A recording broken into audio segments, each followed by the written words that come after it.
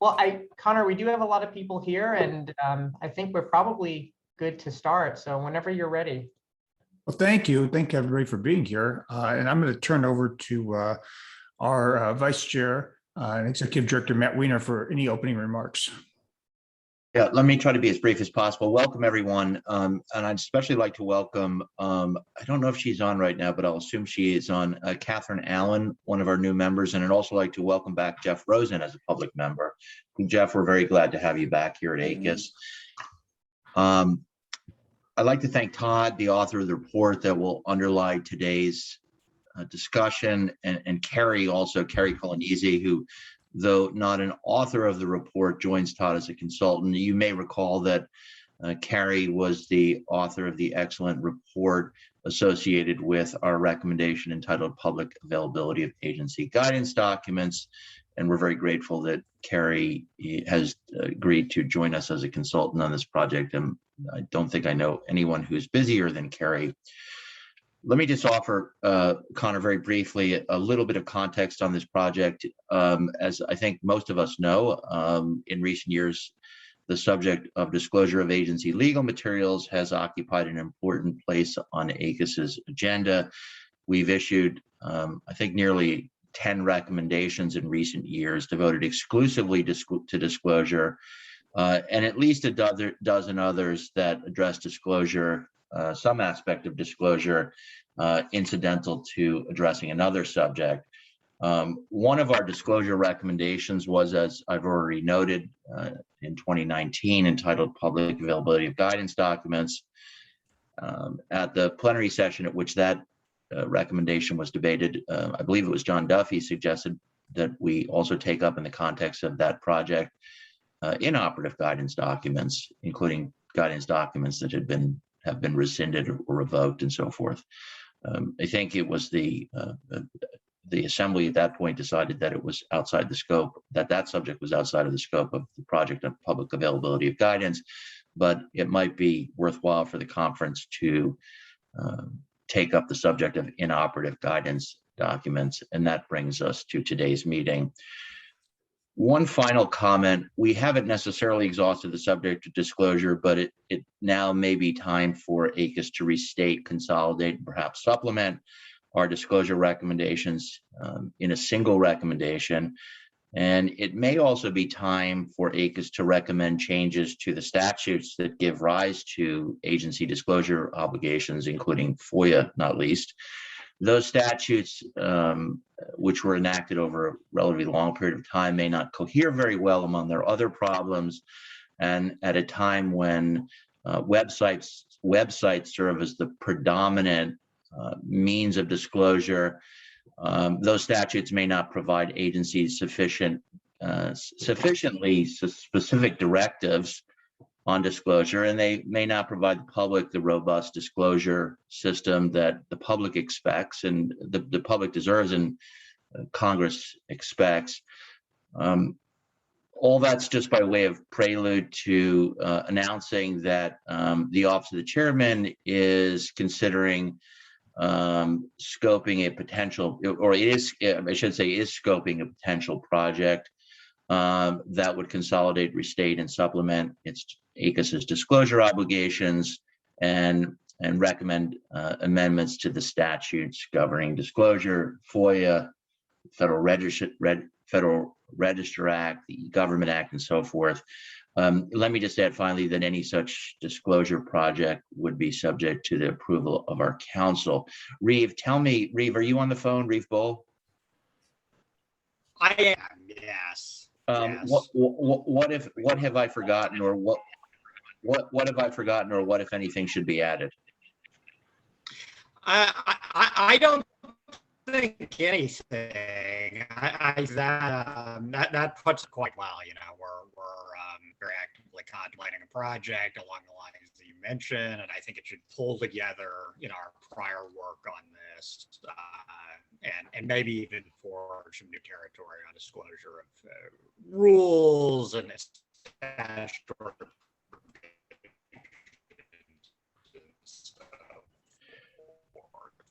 Reeve, I don't know that I can't hear you very well, but I don't know if others can, but More to come on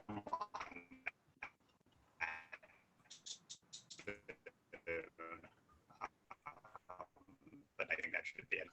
No, he's totally Breaking up. incomprehensible.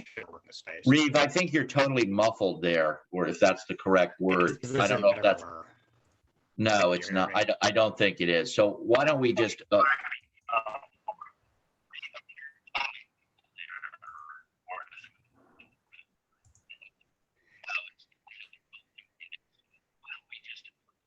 Reeve, why don't you just, Reeve, we can't hear Sounds you. like I'm not coming. Not at all, Reeve, not at all. Right. So,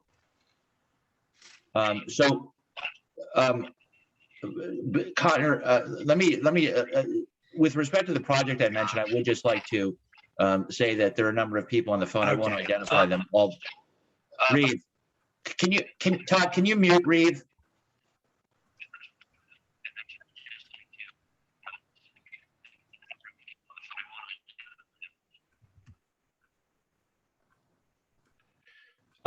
Let me just thank, I won't identify everybody by name, but there are a number of folks on the phone, among them Peter Strauss, who have been very helpful to us in scoping the potential project that I was just referring to. So, Connor, I will return the meeting to you with my thanks, and I look forward to the discussion.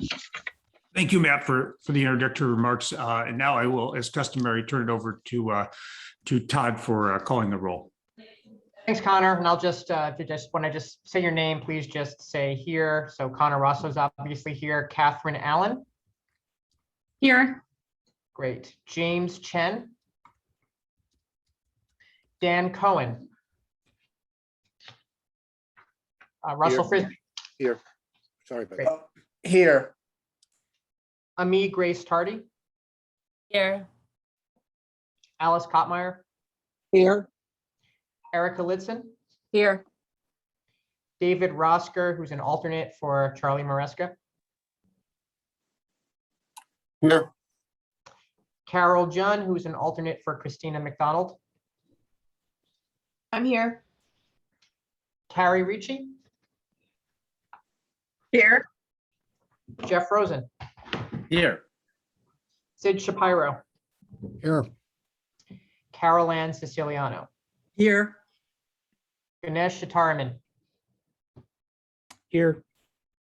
Peter Strauss. Here. Jonathan Weiner. Chin Yu. Here. Roy Sherlock, who will be an alternate for Chin Yu for part of this meeting. Here. And those were all of the committee members who RSVP'd in advance. Are there any committee members, Committee on Regulation members, whose name I have not called yet? Yes, I didn't respond. Jim, I believe you're on a different committee, but you're, Oh, my welcome. we'll get to you. Well, I will get to you next. Anyone else on the Regulation Committee? Jay Oh, yeah. Schwartz from the Federal Reserve. Okay, Jay, great, thank you. Anyone else on the Regulation Committee? Okay, so now I'll just turn to, I'll call the roll of ACUS members who are not on this committee or alternates. So we have Leslie Cooper Vegan, alternate for our DOJ member. We have Carrie Colonisi, who is the project consultant here and is also a public member of the conference. Here.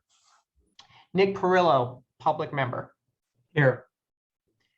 Robert Kahn, who is an alternate for our DOL member. Here. Jim Tozy, senior fellow.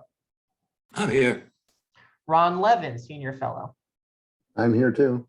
Okay, are there any other ACUS members whose names I have not called? Okay, that takes care of the roll. Connor, I will turn it back to you now to announce some of the ground rules. Okay, thank you. And as is customary, I'll just go over the ground rules briefly, and then I'm going to turn it over to our consultants for an overview of their project. So first item is speaking privileges. So only the ACUS members, that includes folks in the government, public members, senior fellows, public members, liaison reps, special counsels. You don't have to be on the committee, whether or not your committee or the alternates, designated alternates have full speaking privileges. But please keep your microphone on mute and either use the Zoom hand raising feature, which seems to work well, or add a comment, and I'll keep track of the queue. Todd can help me, but I will keep track of the queue and call on people. On the note about the chat feature, please just use the chat feature for process related issues. Don't use it for substantive discussion, or I've seen where we have like 2 parallel discussions and people are only paying attention to one. So let's just use the chat for process issues. And please do feel free to use the webcam. It will help us kind of get sort of non-verbal feedback as well. But don't use it to raise your hand like this physically, because there are too many people and I'd be very unlikely to see, I might miss it. So non-ACUS members, participation requires unanimous consent of committee members. So I will, please do use the chat feature or the handing raised feature. And I will call on you, time permitting, and I'll ask for unanimous consent of the committee. But we'll give first priority to the committee members. In terms of voting, only members of the Committee on Regulation will have a vote. So please don't vote if you are not a committee member, even if you are an ACUS member. And Todd and I have a roster. And so if we need to vote today, we will help count the votes. One slightly different announcement, we have a little bit of unusual situation where one of our project consultants, Professor Carrie Coglianese, is also a public member of ACUS, and he will be participating in these deliberations solely in his capacity as a project consultant. So he will not be voting or acting as a public member of ACUS for this project. So with that set of ground rules, I am going to turn things back over to Todd and Carrie. Thanks, Connor, and I'll be very brief, and then I'll turn it over to Carrie. So the scope of my research focused on 3 main areas. One was trying to develop or trying to figure out if there are factors for agencies to use to decide whether an inoperative guidance document is worth posting on their website. And then I also examined agency practices for organizing inoperative guidance documents and labeling them as inoperative on their websites. As Matt mentioned, this project builds directly off of a 2019 recommendation that this committee deliberated and ultimately passed as recommendation 2019-3, public availability of guidance documents.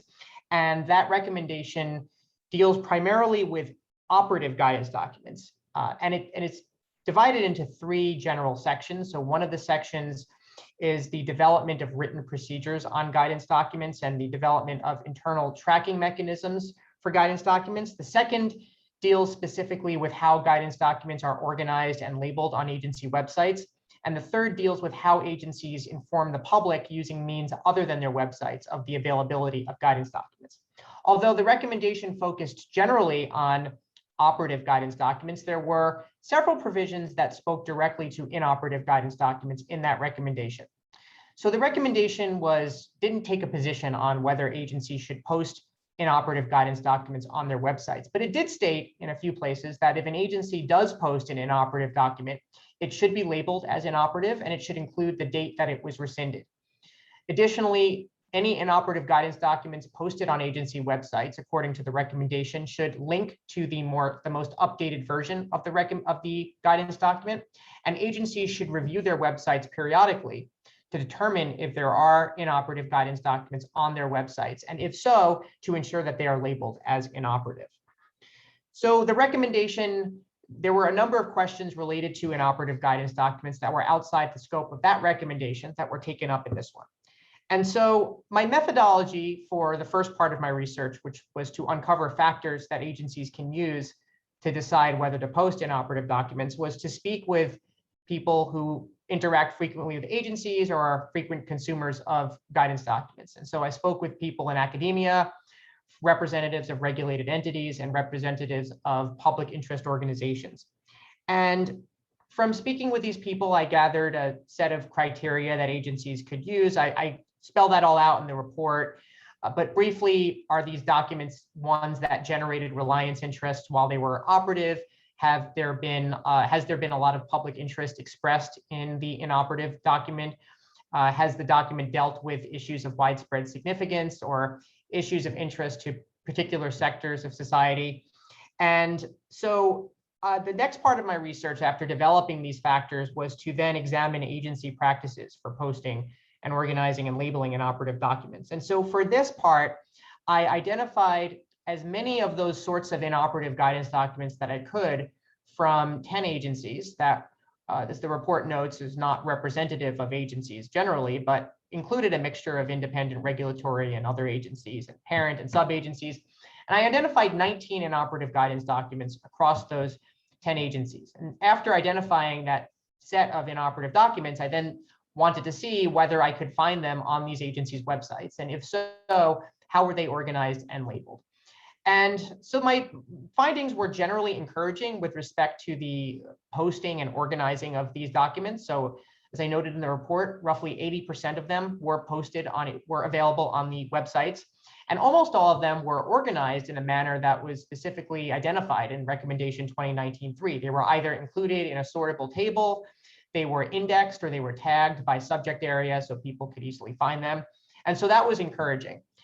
Also, another encouraging finding was the fact that for about 80% of these documents, agencies published a notice of rescission in the Federal Register. So agencies are using methods outside of their websites, including Federal Register notifications, as well as other means such as listservs, virtual meetings, in-person meetings, and webinars, press releases to notify the public that a guidance document has been rescinded. So those are all encouraging findings, although there's still room for improvement.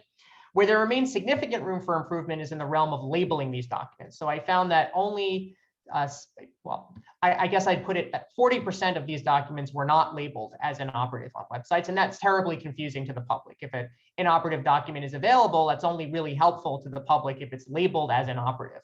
Otherwise, it can result in a lot of confusion. And Carrie's 2019 report highlights some problems caused by documents being posted as inoperative that are not labeled as such.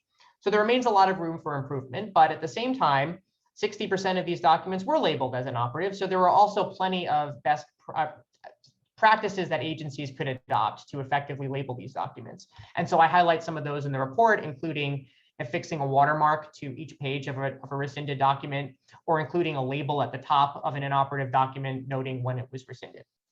And so building on these practices, I then developed a set of proposed recommendations and look forward to discussing these with you today. I'll now turn it over to Carrie to talk about some issues related to inoperative guidance documents that are very important, but I didn't have the chance to discuss or to delve into in any degree of detail that perhaps the committee could take up in today's deliberations. So Carrie, please, from here.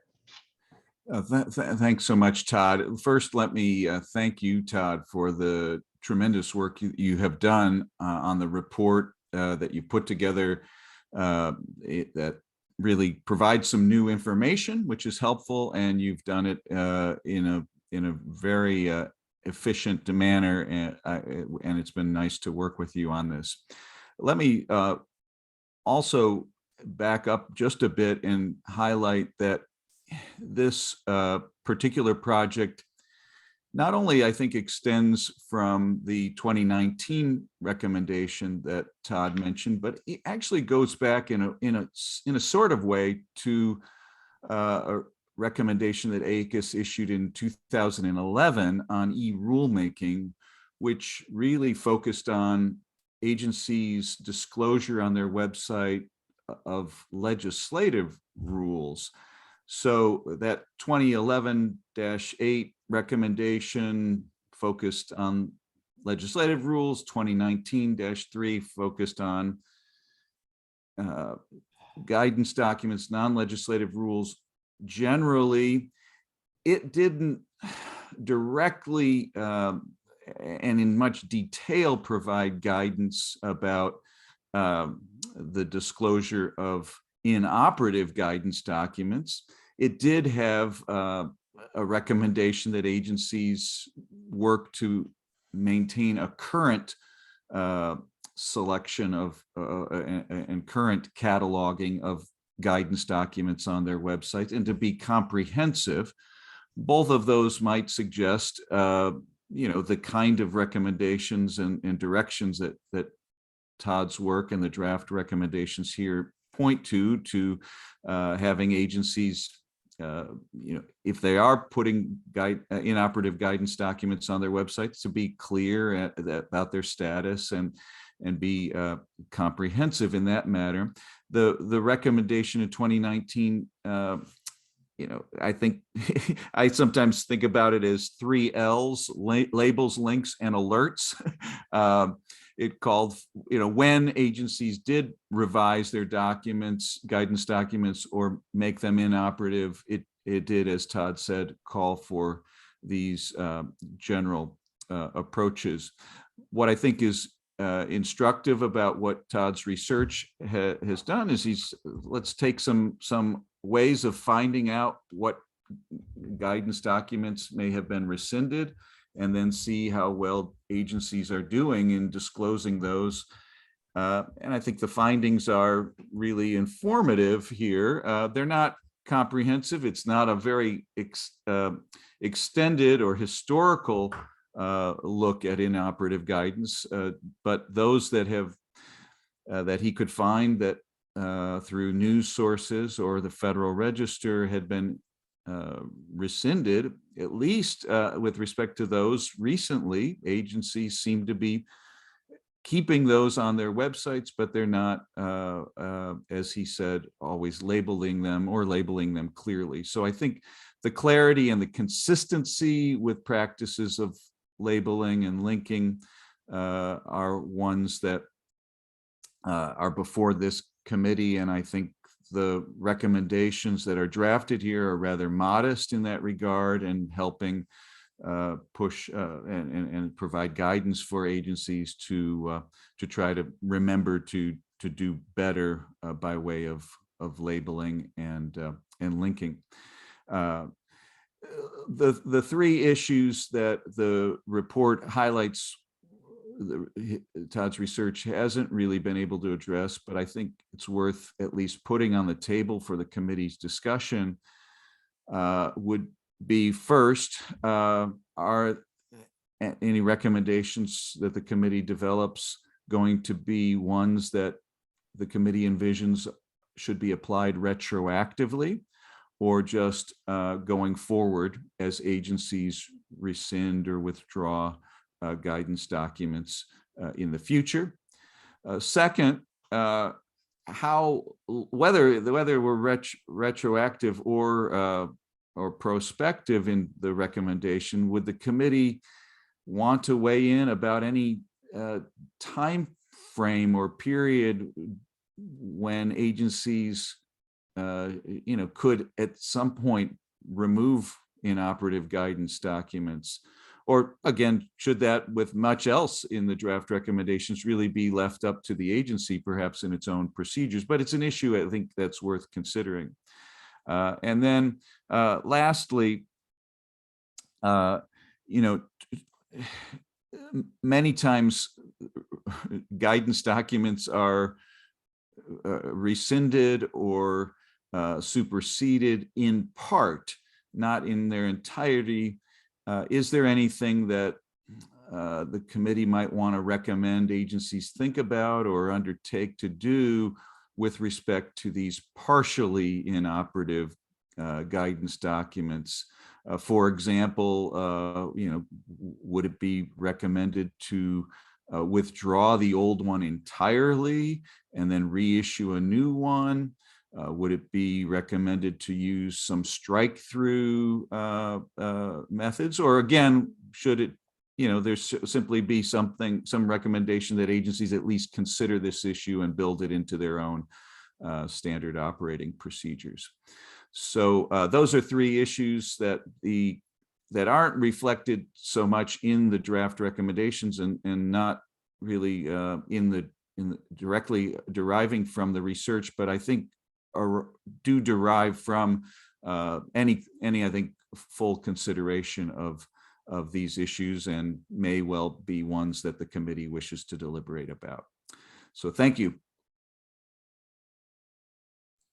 Well, thank you, Todd and Carrie. We're going to get right into discussion committee. Before we do that, I just want to make a few substantive remarks. First of all, thank you to Carrie and Todd for an excellent report and for your hard work. And I'm sure that our consultants would welcome feedback and comments on the report. As usual, we won't, since the report is not ACUS or committee product, we won't be amending the report or going too far into the to debating the report today. We can certainly talk about how it informs the recommendation, but as usual, our task is to formulate a draft recommendation. Carrie mentioned scope, and I know we had some folks were on a call a few months ago. Is that right, Todd? Where we sort of discussed some of these issues for a precursor working group meeting. So I kind of view our project as guided by what the council approved, which focuses on access to inoperative guidance documents or guidance documents that are no longer in effect. So Matt mentioned at the beginning some of the broader projects that ACUS might be, is looking at, the Office of the Chairman's looking at. And so my view is we should focus on our charge from the council, which is inoperative guidance documents. But note, as Matt and Carrie and Todd noted, this is one of a long series. Maybe Matt used the number 10 projects in this series of ACUS work on disclosure and transparency. And perhaps this can all be bundled together. But ACUS has done a lot of focused projects and recommendations, and I view this as the latest in that series. Just two more quick points. I think we should have a good debate about whether or not the recommendation should be directed retrospectively to guidance that's already out there. I think that's a hard debate to have in the abstract until we know where we are in terms of what we're recommending agencies do prospectively. I think, it's fine if we have a debate toward the end to say, oh, only certain elements of what we think should go prospectively should go retroactively. It doesn't have to be an all or nothing proposition. But I do think that we should nail down tangibly what we want to say on a prospective basis before going into abstract debate about retroactivity. That's just my sense. And then the last thing, Todd and maybe Carrie have helpfully drafted some bullets about what the preamble might say. I think today we're going to mostly focus on the recommendation, but I'd like to save some time at the end for thoughts about what the preamble should say so the committee can give some thoughts and direction about drafting the preamble for the next meeting. Okay, so that's all that I have to say. I am going to now open up, I would say, let's try to do 15 minutes or so of general discussion about where we are. And then we can start working through the draft recommendation. And I see first in line is Peter Strauss. Thanks, Connor and Todd. I think this report makes an excellent case, really, why an approach of this sort is needed. But my personal view is that it is too early to draft recommendations. And I have that view for a number of reasons. One of them is that thinking back to how guidance was developed when I was general counsel of a federal agency that had an awful lot of guidance, much more than it had regulations. I see a number of data points, if you like, or data references and recommendation subjects that are basically missing from this report. And I'll start with the one that Carrie mentioned last, what he described as partially supplanted guidance. And I'm going to use a different word. My word is going to be amended guidance. The report really doesn't talk about amendments. And amendments happen all the time.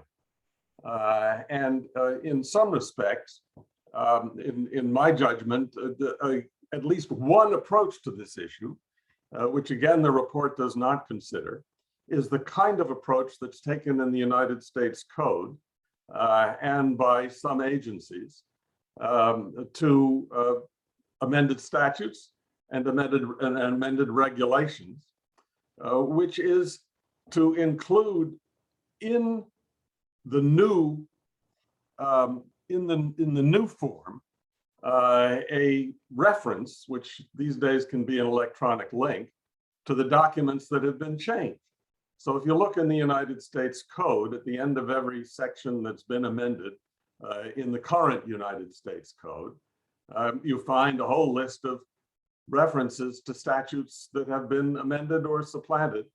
And it seems to me that that list ought to be there. Those links ought to be there. There ought to be links forward and back. That is, at the time one creates that link, you can create a link in the guidance that is being amended, as well as in the new form of the guidance that has the reference back to the amendment that's there. But amendments really are from my perspective, really are the name of the game, the principal important issue. And it's just missing. And I think it needs to be there.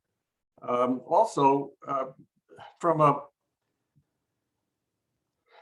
as it were, scientific perspective, I think the N19 is just too small.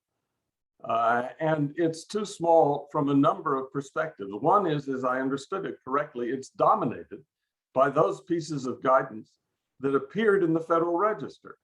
Natural enough as a matter of research, I suppose. But the great bulk of guidance that is important to people, does not appear in the Federal Register.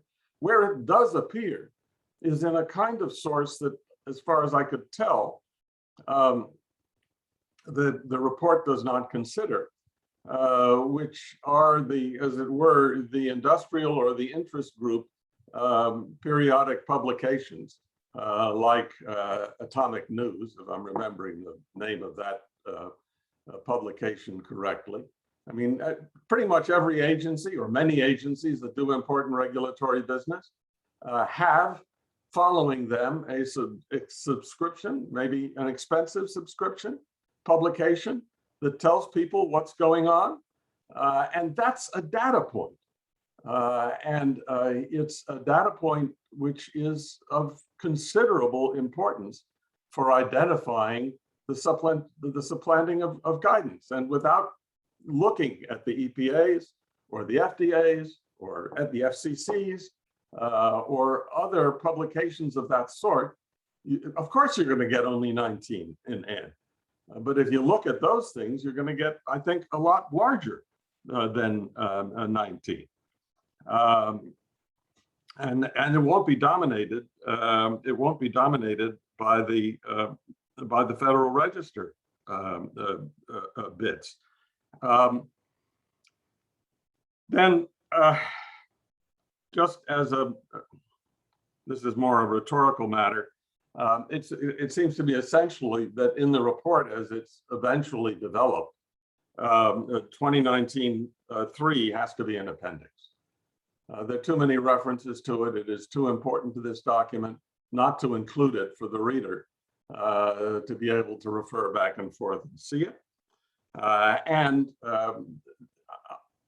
This reader, at least, was considerably put off by being told again and again, well, you'll get to the definition of the items of the things I'm talking about later on in this essay. If you're going to have important terms that are defined, define them for the people who are about to read your report early on, and don't make them wait for it. But the principal thing, as I say, is this focus on the amendment process with a consequent consideration of the relatively straightforward process that is used in the USC, and if it's done well, in the Code of Federal Regulation. Of course, one of the things that makes this issue harder for us, and perhaps more important for us, than for those who take care of the USC or the CFR, is that the USC and the CFR are regularly published as complete documents in print, or for that matter, on electronic sources. And the world of guidance is not published in that way. And the consequence is that it's somewhat easier to do the backing and forthing in the code and in the body of regulations than it is in the guidance context. Well, I've taken too much of your time, probably. I'll stop there. Well, thank you, Peter.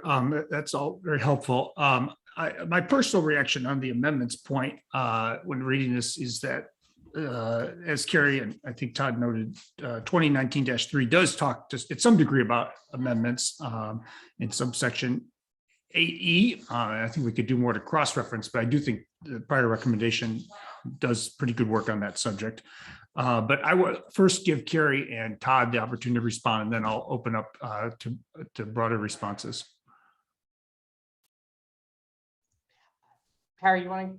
Yeah, sure. I'm happy to respond, and certainly far be it for me to disagree with anyone who calls for more research. I mean, I can't disagree at all with Peter that the scope of the underlying, empirical survey here of inoperative rules is, as I said in my opening remarks, limited. Having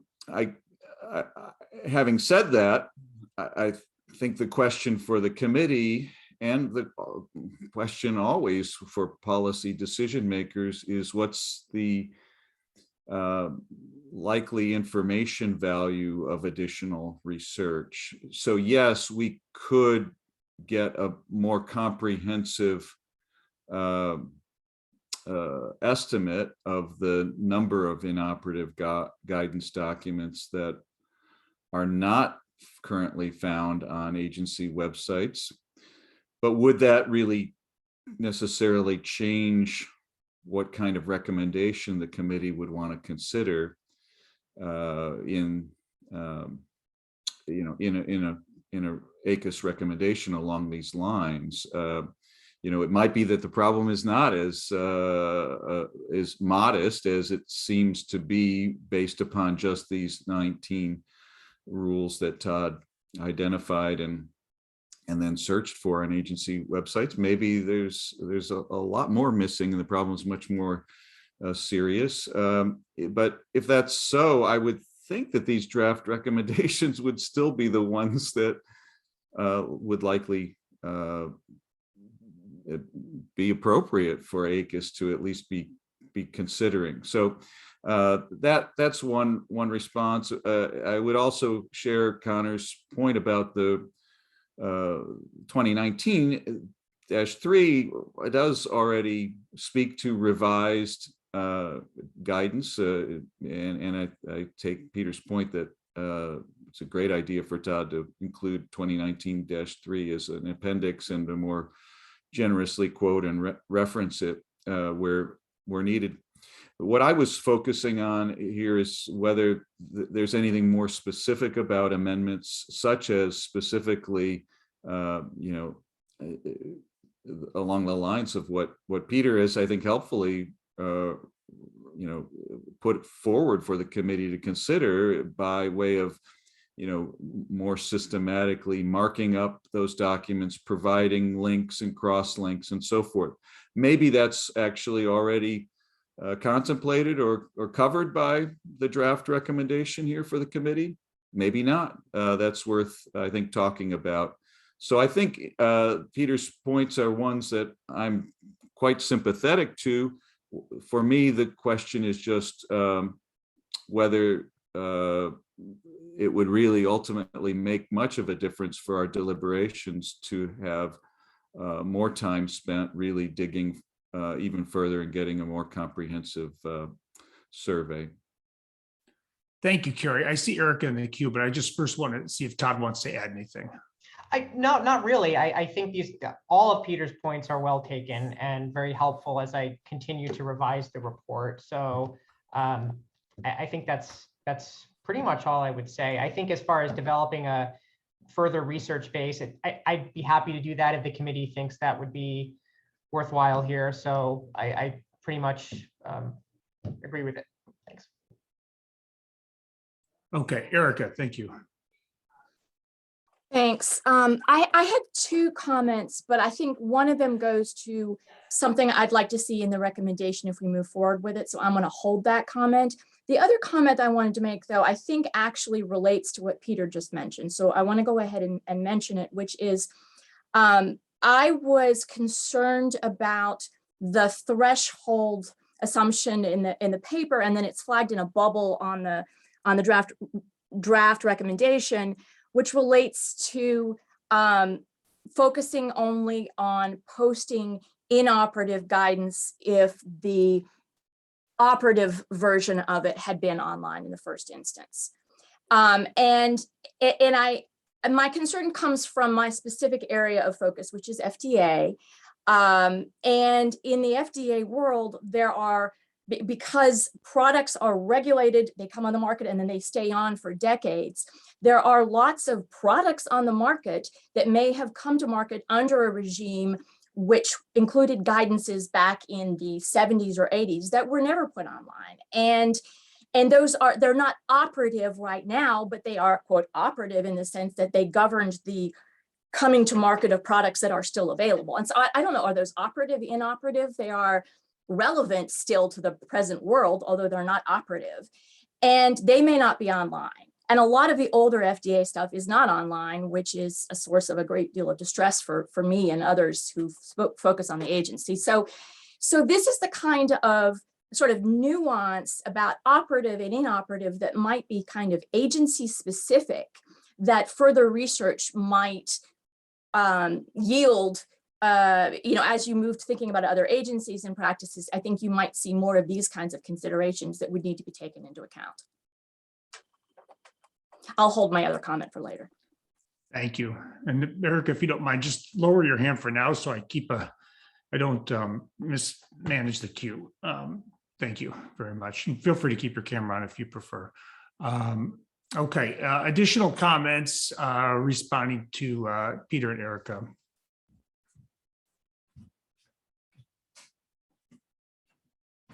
Professor Nick Perillo.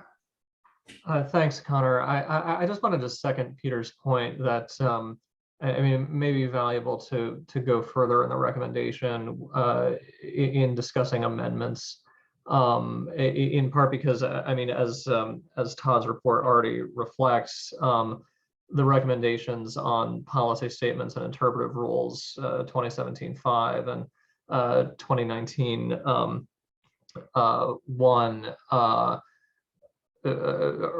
urge that in maintaining the flexibility that's legally required for policy statements and is sometimes also sought by agencies for interpretive rules, that this kind of incremental, these incremental departures ought to be publicized, and those could often be incremental departures could often be framed as amendments of some kind or other. That's just by way of saying I second Peter's point about having some more explicit discussion of amendments in the recommendation. Would you how would you go beyond 2019-3? What else would you think about adding? We could chat offline if that's putting you on the spot. Sure, I'm just curious what else you would say. Yeah.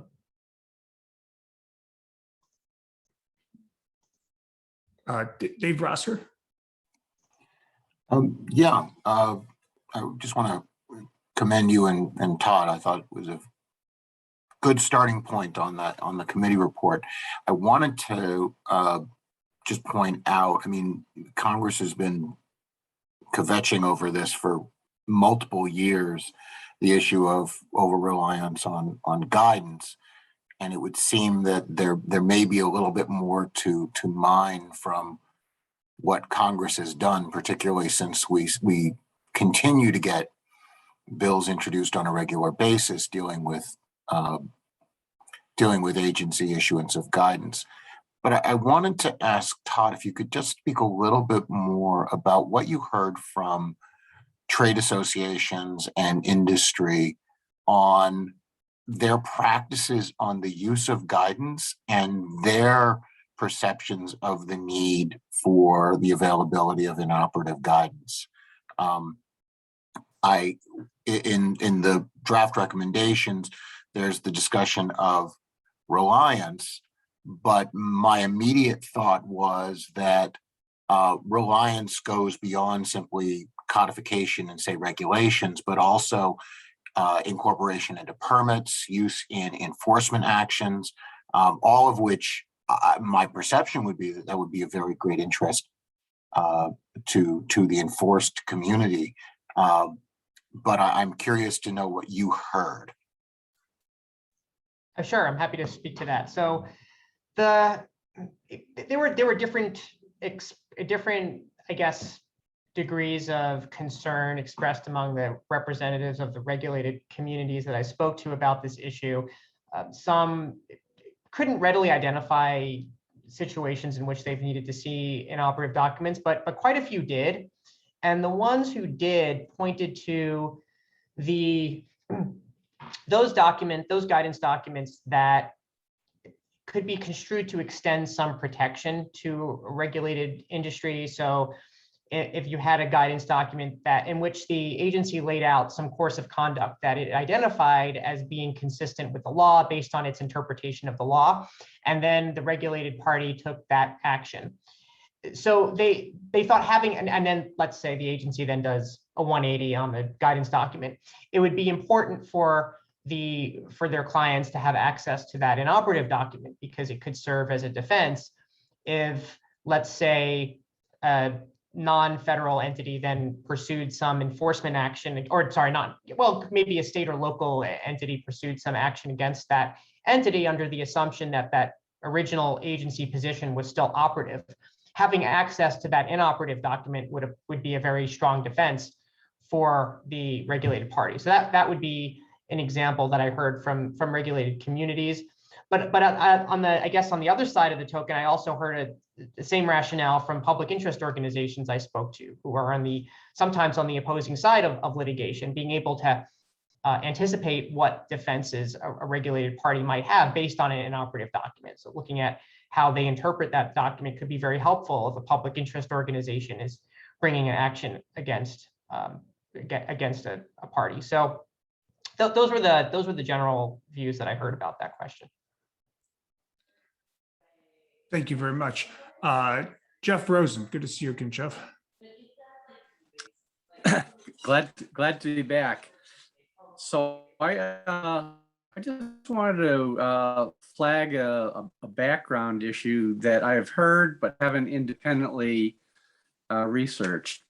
That in the last administration, there was an executive about guidance documents. I think it was 13891. And one of the requirements was that agencies create a guidance portal to access their guidance documents. I have heard that several departments, big number, 8, 9, 10, something like that, have taken those down and they're not accessible. And likewise, a number of departments had created what was really guidance on guidance, or rules on the issuance of guidance, and that those been revoked by, if I remember correctly, 7 or 8 departments. So it struck me that the consequentialness of ACUS saying something about inoperative guidance, the volume of inoperative guidance and inaccessible guidance, if what I've heard about that is accurate, could be quite considerable. And I just wondered, Todd, in your preparing the study, if that issue has surfaced or been something you've had to look at, because it would heighten, I think, the importance of the recommendations here. Yeah, absolutely. So in the sample of agencies that I looked at, which was, I think, for the websites, I looked at about 14 agencies for their policies on guidance documents. And then I looked at 10 agency websites for how they display documents. So of the 14 agencies whose policies I reviewed, there were several, at the time I was doing this, which was in mid to late September, I guess maybe early to mid-September, agencies had not at that point, at least in my sample, rescinded their policies. However, shortly after my study, some of them did do so. So that's one of the things I'm going to be updating in the final report. Like, for example, the Department of Education adopted regulation on guidance documents consistent with the Trump executive order. As of, I think it was maybe September 30th or something, they rescinded that rule, as many other agencies. So that's something I will be updating as I continue to develop the report. As for the portals, I did not, in my sample of 10 agencies whose websites I looked at, and those are listed in the report, but Department of Transportation, NHTSA, EPA, the FDA, and a few other big ones, they had not, at least as of a couple weeks ago, taken down their guidance portals. And I interviewed the folks from these agencies, and they said there weren't plans to take down their guidance portal. So again, that was just the 10 agencies in my sample. As you mentioned, there are other agencies who are doing that. I don't know if they're the big agencies. I suspect they might be smaller agencies that are doing that, but certainly that is happening. And the interesting thing about the executive order, of course, was that if a guidance under the executive order, if a guidance document did not appear within the portal, it was deemed inoperative automatically. I don't know if that would be true now, since the executive order has been rescinded. In other words, it could be the case that they're still operative, but not on their websites. So because I don't know that there's any requirement that they be posted online in the wake of the executive order's rescission, except for the bulletin on guidance, which I talk about in the report. So I'm not sure that the taking down of guidance portals would necessarily increase the number of inoperative guidance documents, but what is clear is that there are lots of inoperative guidance documents out there, and I discovered but a few of them in my research.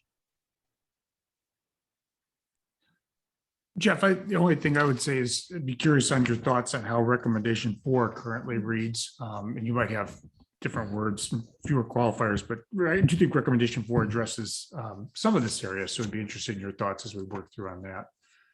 I don't know if you had any other follow-ups, Jeff. Well, the only thought I had was that people have sometimes disparate views about how much, let's say, of a burden to put on agencies. But it seemed to me that even with the revocation of the executive order, it was very undesirable to take down the portals, that those were just a transparency mechanism. And so in thinking about the recommendations, encouraging agencies to continue efforts that they've already had on that might be a sensible thing. But it's kind of a preliminary thought, because I was still in the process of trying to understand the studies, the current data, and get myself a little more caught up on Carrie's report, which I was aware of but had not read until this week. So sure. I'm talking about the earlier report.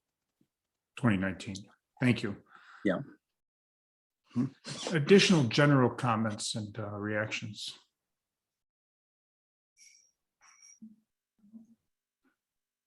Okay, well, hearing none, let's march through. Well, I had one from state. I had my hand up. Sorry. I just wanted to, no, I If you just don't wanted to mind, mention that.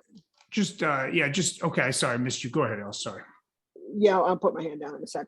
I just wanted to mention in response to the last couple of comments that I understood the Biden guidance on the Trump EO was go ahead and leave the portals up, even though the EO itself was rescinded. I thought we had it stayed, but I was just looking at it and I can't find it. I get a bad link, so I'm going to have to ask the people what happened to it, because we weren't really supposed to take them down. They said to leave them up just basically for transparency's sake, like we said. So yeah, so I just wanted to add that. That was the guidance we had, was to leave them up. Thank you. Harry also has his hand up, Connor. Oh, got it. Thank you. Carrie, please.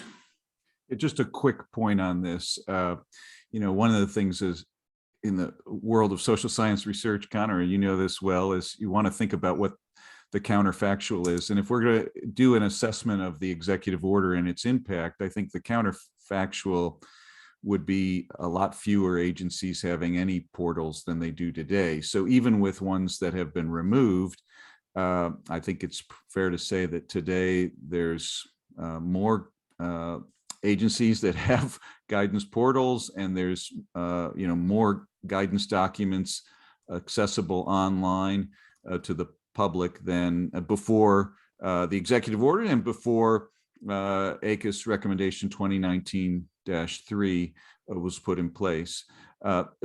Now, those portals, though, just for everybody else's benefit, if you're not already aware, were portals for the posting of guidance generally, both, definitely operative guidance, and also, if agencies so chose, inoperative guidance documents. Here, with this particular project, though, we're building on 2019-3. One might say 2019-3 is still relevant, maybe more important, Jeff, for the concerns that you have about agencies taking down certain portals. But here we're really wanting to focus laser-like on this issue about inoperative documents in particular. So just wanted to note that the executive order does seem to have had some difference, even though there's still some more miles to go, especially as we focus here on inoperative guidance. Thank you, Carrie. And I also, Connor, Peter has his hand up, but before that, I just want to note some people have put some remarks in the chat. So just as a reminder, please do not put substantive comments in the chat, including links. But since some folks have, I think we need to read them. So Okay. David Rosker has said from the Competitive Enterprise Institute in March that the quote lists the 10 agencies that as of March had removed their guidance portals, and they were sub-agencies within the Department of Agriculture, as well as NIST within the Commerce Department, the CEQ, the Federal Mediation and Conciliation Service, and the Tennessee Valley Authority. And Alice, or maybe David, also posted the State Department's guidance portal. So thank you for that. But just as a reminder to, in the future, please just, if you could just verbalize your comments, substantive comments, that would be great. And Connor, Peter has his hand up. Thank you. Yeah, I've been trying to take some notes of what we're talking about and also keep the queue and missing folks. So apologies for that. Okay, Peter. So if it's the case, as I heard a few moments ago, that the White House has signaled that the guidance portals ought to be kept up, and they didn't mean to rescind that advice. Having a guidance portal seems to me to be central, both to 2019-3 and to this. And it is a place on which, in fact, amendment status, if you like, could, with relative simplicity, be noted. So I should think that having a guidance portal would be an appropriate central element of any recommendations this committee wanted to make. My own sense is what's currently recommendation 4 gives us a place to start with, and we could work through and modify that and talk more explicitly about amendments, et cetera. But I think the basic idea is discussed there, but I don't know, Todd and Carrie, what your thoughts are. Yeah, well, there might be a way, and I agree with Peter on the importance of the portals. And I guess the concern is how much of the 2019-3 do we want to copy into this recommendation, as opposed to some sort of statement at the outset that agencies should apply all relevant provisions of 2019-3, which would include guidance portals, not that phrase exactly, but that concept. So that's just something, a drafting thing to keep in mind. Well, but this is in effect an amendment of 2019-3, and so if you like, I think we should apply our advice to ourselves. I would view this as an offshoot of 2019-3, building on it, but I don't. Subsequent document. I think it's certainly an open question, Connor, and for the committee as to whether there is anything in 2019-3 that needs to be amended or modified, as opposed to, as you say, built upon. That's a good point. Okay, we'll bear that in mind. My thought now is let's start working through what we have to give the committee to give the drafters some feedback, and we can start with recommendation 1. I don't, Todd, if you want to put it up on the screen. Yeah, Connor, just give me like 2 seconds to No pull it rush up on my screen.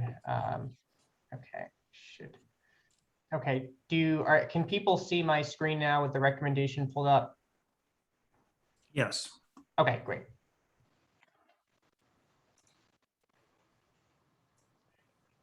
My chat function went away, but okay, got it.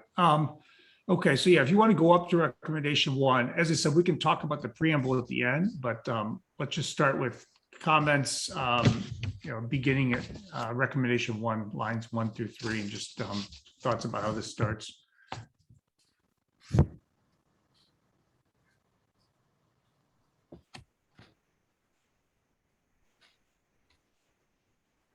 Okay, moving down, we'll talk about recommendation 2. We Do have you a want to walk couple. through your question? Yeah, Connor, Ron. Oh, I'm sorry, Ron. When Todd put this up on the screen, Ron's hand went away. So Ron, I'm sorry. Thank you for the help, Ron. Yeah, yes. And my comment is that I think that the beginning of the recommendations here conflates the question of whether to do it at all with the question of how to do it in a way that is not ideal drafting form. I think number 1 recommendation should be an agency should develop a policy regarding policy of posting inoperative guidance. And then assuming that the council or the conference is recommending generally that it should happen, then the new number 2, the current number 1 would be here's how to do it. And I think an advantage of that as a matter of drafting is that to the extent that there may be differences of opinion within the assembly about how far agencies should go in that regard, taking Peter's suggestion or maybe something even beyond Peter, you'd have a vehicle for debating the underlying question of the extent to which agencies should pursue these policy of posting inoperative guidance. Generally, sometimes, if costs outweigh benefits, you could frame it different ways, and I'm not even a member of the committee, so I don't want to dictate a particular way, but I think it would be better to, as a matter of exposition, to first have a statement about how you're going to do it. And then you go on. I'd put that above the boldface that precedes 1. And then the first item under the boldface would be things to consider, et cetera. And Ron, would you draw some of what's currently number 3? Would you move some of that up to number 1, some of the material and procedures?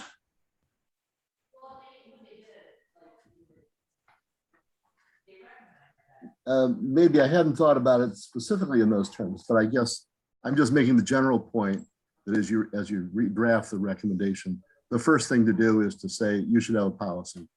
And then after that are ways of how to carry out such policy. Okay. If you have further thoughts, part of 3 should be in that.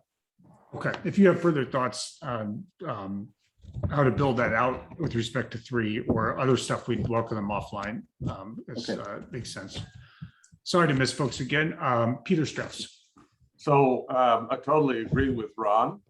And insofar as we are considering one, I would add the word amended to the list of rescinded, superseded, or have fallen into disuse. And as I said before, I think amended is the very most important from a practical perspective, from a regulated party perspective. Amended is the very most important element of this recommendation, acknowledging that maybe 2019-3 takes care of it. But again, I don't think we ought to be sending people back and forth between recommendations. To the extent we are in effect amending 2019-3 or supplementing 2019-3, well, however one ought to call it, this ought to be as comprehensive as we can make it about agency treatment of guidance that has been changed. And it's been changed in a variety of ways. And I'll say again, from my perspective, amendment is the most important of those ways.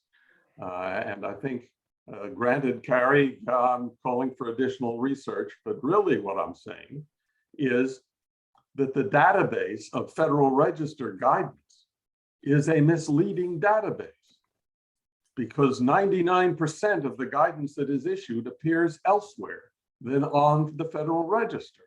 And the 19 are dominated by the Federal Register. And that I've talked about that. That's all. That's already there. So agree with Ron.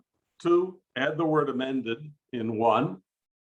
And 3, recommendation. If recommendation 4 is the place where labeling back and forth might be taken up. That is where amendments might be consolidated in some sense. That strikes me as really, for the same reasons, the priority of how to do it.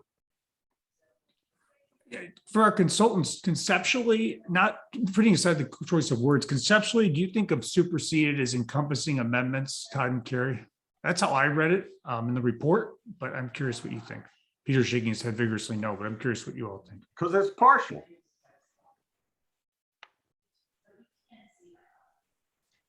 Carrie, would you want to take that first?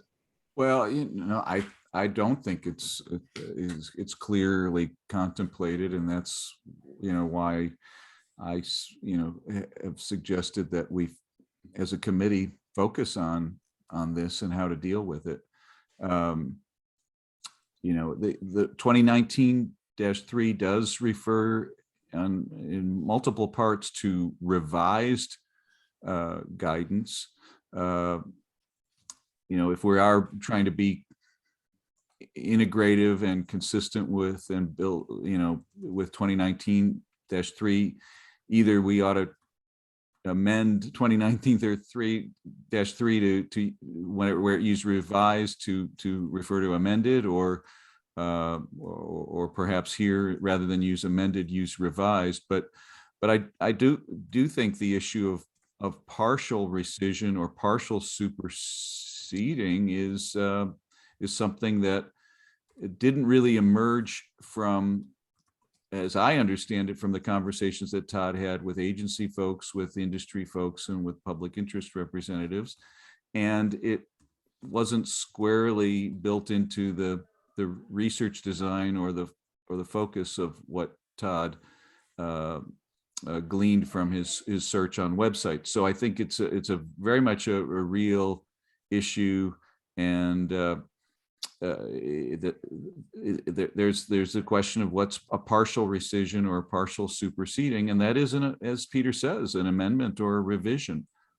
Happy to accept revise in lieu of amendments if that makes people happy. Also, consistency seems good. I did, in my sample of inoperative documents did include.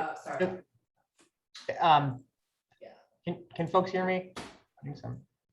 Okay, yeah, so I was just going to say the sample of inoperative documents that I found, some of them were revised. They weren't totally rescinded. There were like multiple versions of an FDA guidance document. And so I may have been looking at the 3rd version, which is the most recent. And so the previous 2 were inoperative, but these weren't rescinded documents. They were revised or amended. And maybe there were scattered references to that in the report, but certainly it wasn't highlighted. And I acknowledge the fact that I could do a lot more to acknowledge the fact that some of these documents aren't purely rescinded or superseded, but they're revised, as my research found. And so I think the point is very well taken.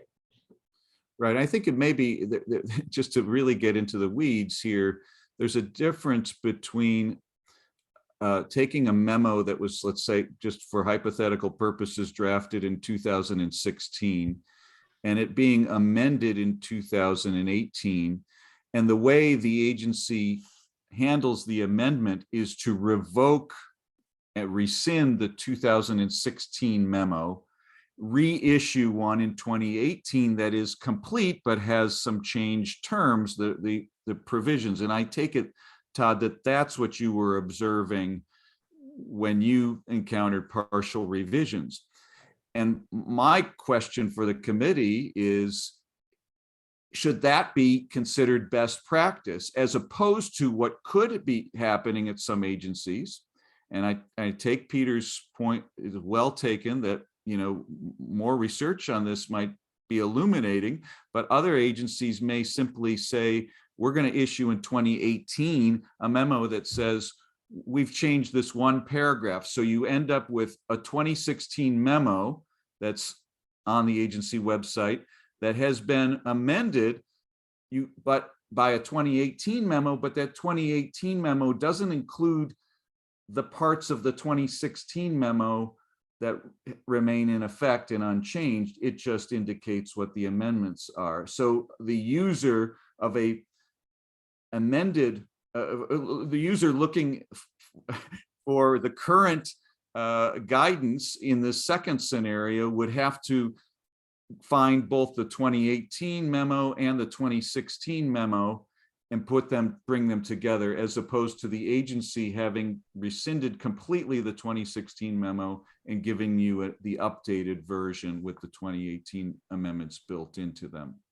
And if you labeled it back and forth, that problem would disappear.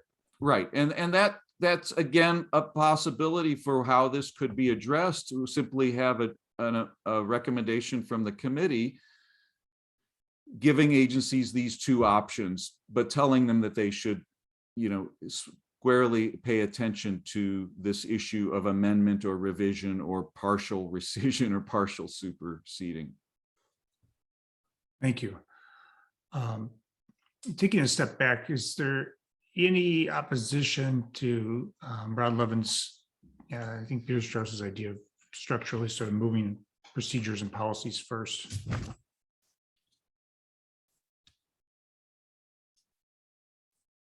Okay.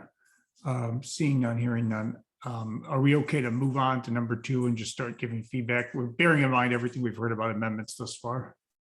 I think it would be helpful maybe just to, well, if we stick with number 1 for a second, and just maybe someone could spell out like what's envisioned here. So developing a policy regarding posting inoperative documents, and then would the part that's in brackets, would any component of that remain as part of the policy? Like the agency should develop a policy to determine which types of guidance documents, or the part in brackets come out or entirely, or would it be put in a different place? I guess the question is how to handle what the bracket language now.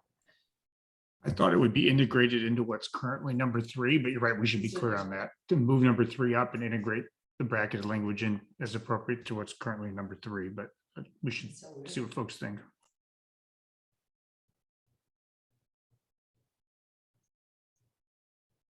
So 3 would become 1.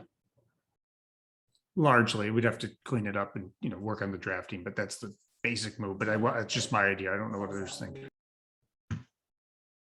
Connor, if I may, I mean, one thing that you could do then if you move 3 up is incorporate into it a new sentence that says, as part of these written procedures, agencies should define what they consider to be an inoperative guidance document.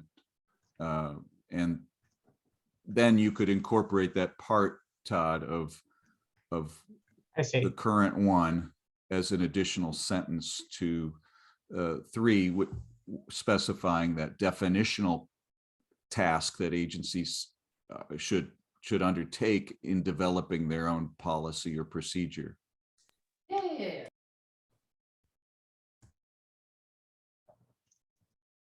That's what I had in mind, but without the emphasis on the definitional. Yeah, I think it's good to be clear. Yeah, the writing here is going to be messy. Don't worry, I will clean it up. So, but if there's something that you see conceptually that's problematic, let me know.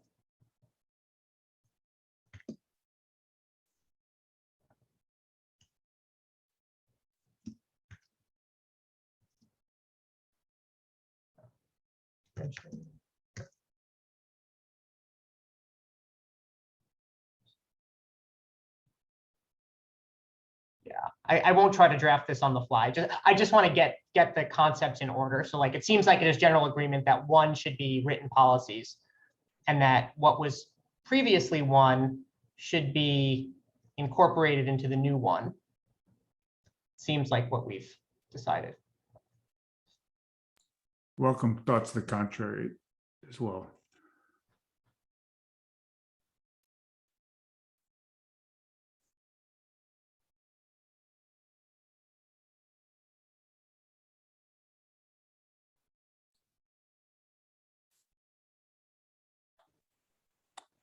if this is the place to do it, which I'm not sure of, I again suggest that the recommendation be framed in terms of back and forth, particularly with the idea of revisions, so that contemporary guidance refers back to those that have been displaced or changed, as well as those that have been displaced or changed, having some indication of the displacement or change.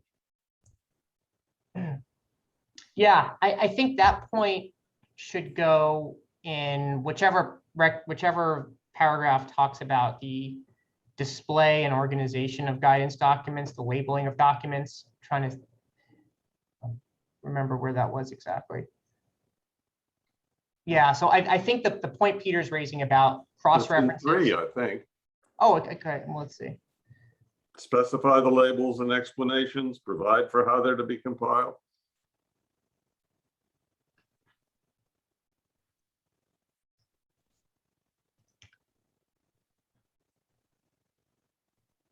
And then maybe this can include, or this should include cross-references from the old version to the new version and vice versa, something like that, Peter? Yeah, and I put it the other way first. That new guidance or displacing guidance should cross-reference all guidance that has been revised, displaced, however you want to put it, with links. Because we're writing for the electronic age, we're not writing for US code or the CFR.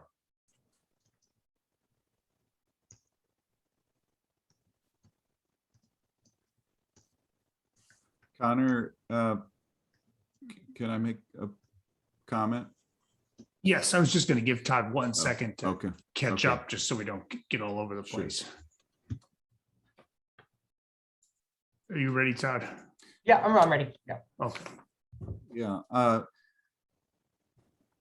Just as a matter of drafting and structuring the set of recommendations, I would suggest that although indeed an agency's own written policy or procedures should get into the details about labeling and cross-linking, for the purpose of the ACUS recommendation, those details might be best addressed in a separate numbered recommendation. And what might be best to outline in number 1 would be, in some sense, a very short, a list of very short bullet points of what should be included or addressed in the policy.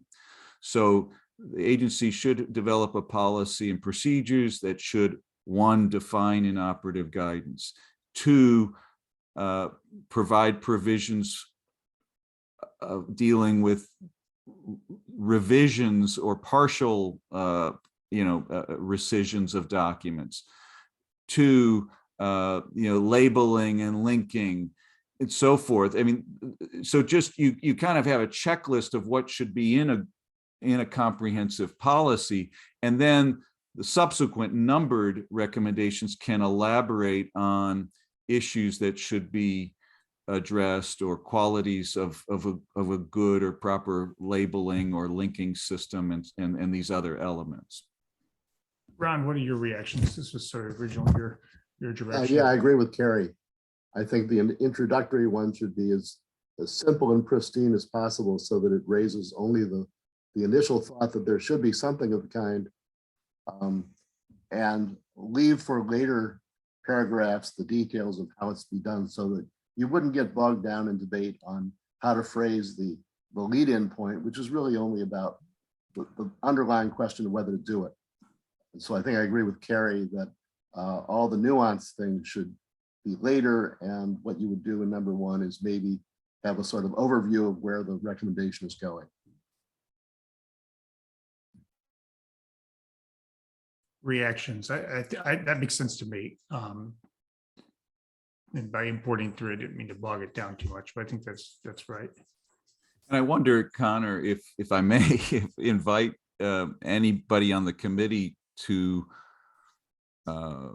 flag for us anything that should be in that very briefly stated checklist of what should be in a policy. It might be, for example, we want to include there whether the policy should be retroactive, how long should guidance documents be on there. Taking Erica's question before, whether previously unpublished guidance documents when they were operative should be on here. I mean, it really could be just sort of a nice little reminder of all the things that an agency should take into account and think about. So I would certainly invite, if I were in your position, Connor, anybody to add anything that they think should be on that checklist. Yeah, we could try that and see where it goes. And folks can shoot those to Todd offline too. If you think of something later, you could see how it drafts, see how it writes, so to speak. Todd, is your sense we have enough here to move on to make progress on going through, or do you want to discuss number one more? I think we can move on. I would be interested in hearing the committee's thoughts on the 3 that Carrie suggested go in here.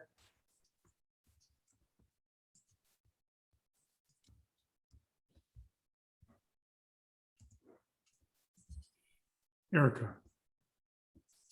Only that I like this approach. I mean, obviously I like the ones he added, but I like this approach a lot. The sort of list of considerations. I think it's a good way to go.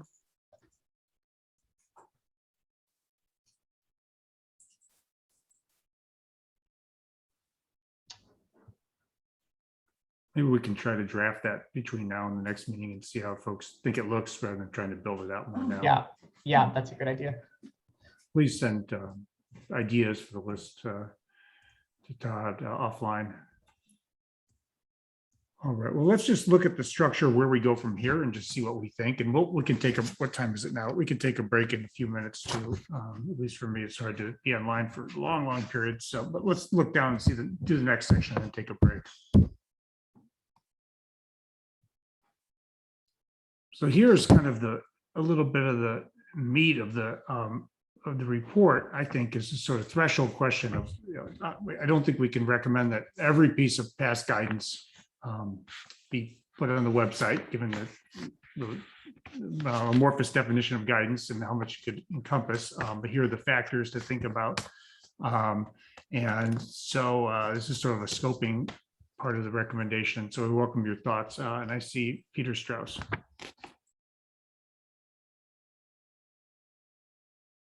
I think you're muted, Peter. Sorry.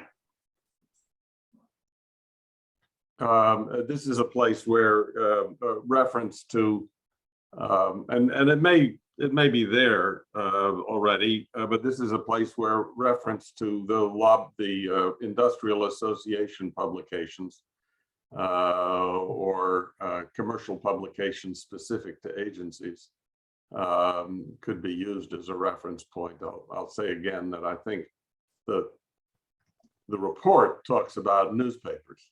And for me, the measure of importance that is most likely to be significant is, well, how is this thing identified? Does it rise to the level that the editorial board of people who make their money hearing from the regulated in the communications industry or the nuclear industry or whatever think this is something that warrants an article in their rag? Peter, how would you feel about trying to sort of include the public interest side as well and say, of course, publications focused on the agency's policy, yes, or something like that? Sure. I don't know, Todd, Carrie, what are your reactions on this? Yeah, I mean, I think we can wordsmith it. I might even try something more concise, like general media, as well as specialized publications relevant to the agency, something quite brief like that. I like that. Ron Lovin. I had 2 points to raise about what was originally paragraph 2, and I don't know whether now is the right time to raise it. I don't want to interrupt any ongoing. That's fine. We can go up to where it was. That's fine. Okay, so I have 2 points to raise. The first one is in the original 2B, which refers to reliance interests. Whether the inoperative guidance documents, while operative, generated reliance interests as indicated by frequent citations of the operative versions in the documents in regulations, briefs, news sources, public feedback, and the like. My only reaction here is there's a bit of a disconnect between the rationale and the indicated data source, because reliance, I think the idea here is people would benefit from the old version so they could say, well, you used to support this and I relied on it, and maybe I acted in good faith on that basis, or at least you should bear in mind that it used to be better earlier and now you're not, which is a shame. But the problem is that some of those documents are ones that no one would have relied on because they were less favorable to the interested persons than the ones that are there now. And so you don't have an exact correspondence. Which way you want us to even that out, I'm not sure, but I think it's a little bit awkward as stated.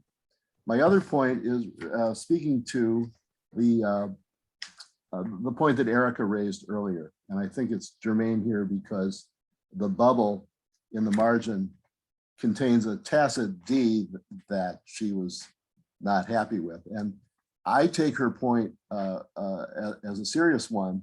I think I was the original source of that idea in an earlier meeting, so I just want to say a little bit about it. Of course, if there's something they never published but that was and is important, it falls within the scope of this rationale. But I was thinking originally of documents that just don't rise to the level of the things that you would post, even if you were doing it now, in which case that would be a useful benchmark in deciding that you wouldn't do it now. So to speak specifically to Eric, I wonder if it would be okay to say that a factor to consider in deciding whether to publish a not currently operative document is whether you would post it if it were operative today. I think I could be wrong. I think she was referring to ones that would have been, had such, this recommendation been in effect at the time. And so that would be fine to include, but ones that would never have risen to that level are different. It looks like she's agreeing with me on that. Erica, any further reactions? No, I agree actually with what he just said. Can I just tack onto his comment about C, generated reliance interests?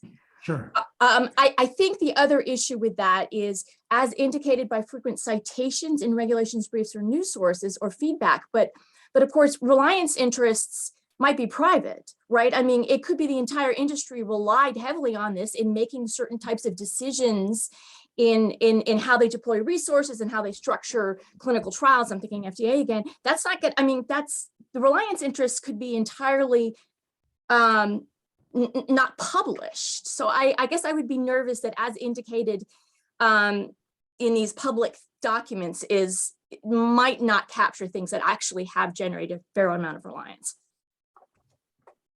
Is your sense the agency would be aware, though, to the extent that Yes. we're private? Yeah, Absolutely. So to the extent this is guidance to the agency, I think Yeah. the agency would generally be aware of it. Yeah, I just would, the as indicated makes it seem like that's the source of and I would, you know, you might I want to say, see. for instance, or something else that signals the point that the operative language there is whether it generated reliance interest. You That's say the whether operative. it may be indicated, whether it may be indicated by. Yep. Yes, which may be indicated by. Very good. Or just a period. Okay. Short is better always. Carrie, you've had your hand up. If I, just on this point, I wonder if really it might make sense to combine what had been, I think, originally A and B here. You have in what is now B, interest to the public, and then in what is now C, reliance interests. is there, I mean, is there really a need to differentiate? I mean, the point is this likely to be of interest to members of the public, whether those members of the public are the regulated industry or other interested individuals or organizations? And the level of interest may be indicated by, among other things, unique page views, which is in B, frequent citations in various sources, which is C. So I don't know whether we really get very far in differentiating between interest to the public and reliance interests. It's just interest, isn't it? My own sense is reliance interest does convey something unique beyond, oh, this is controversial, or a matter of the public cares about, but I'd be curious what others think on that point quickly. I think I think David Rosker may have been first. I just didn't know on this specific point, if anybody. Connor, I think David Rosker may have been first. Yes, I was just welcoming comments if anyone on the reliance interest had a quick targeted follow-up on whether or not to single out the comment of reliance, the concept of reliance interest. I think the reliance interests are, for the reasons that Erica described, are quite different from anything having to do with publication or page views. Okay, let's mull that over. Okay, Dave. Yeah, I would support highlighting reliance interest as you know, the regulated entities have a unique interest. However, I wanted to point out two things with regards to the reliance interest. Frequent citations of operative versions of documentation in regulations, in my mind, sort of puts the cart before the horse, because the importance of a guidance that implements a regulation is sort of where I would go with this. That if it's a very large regulation, then the implementing guidance of that regulation may be the indicia of importance. The guidance that implements a regulation will not be cited in the regulation, and that would certainly give you some sense of the extent to which the regulated industry may be relying. And as I mentioned before,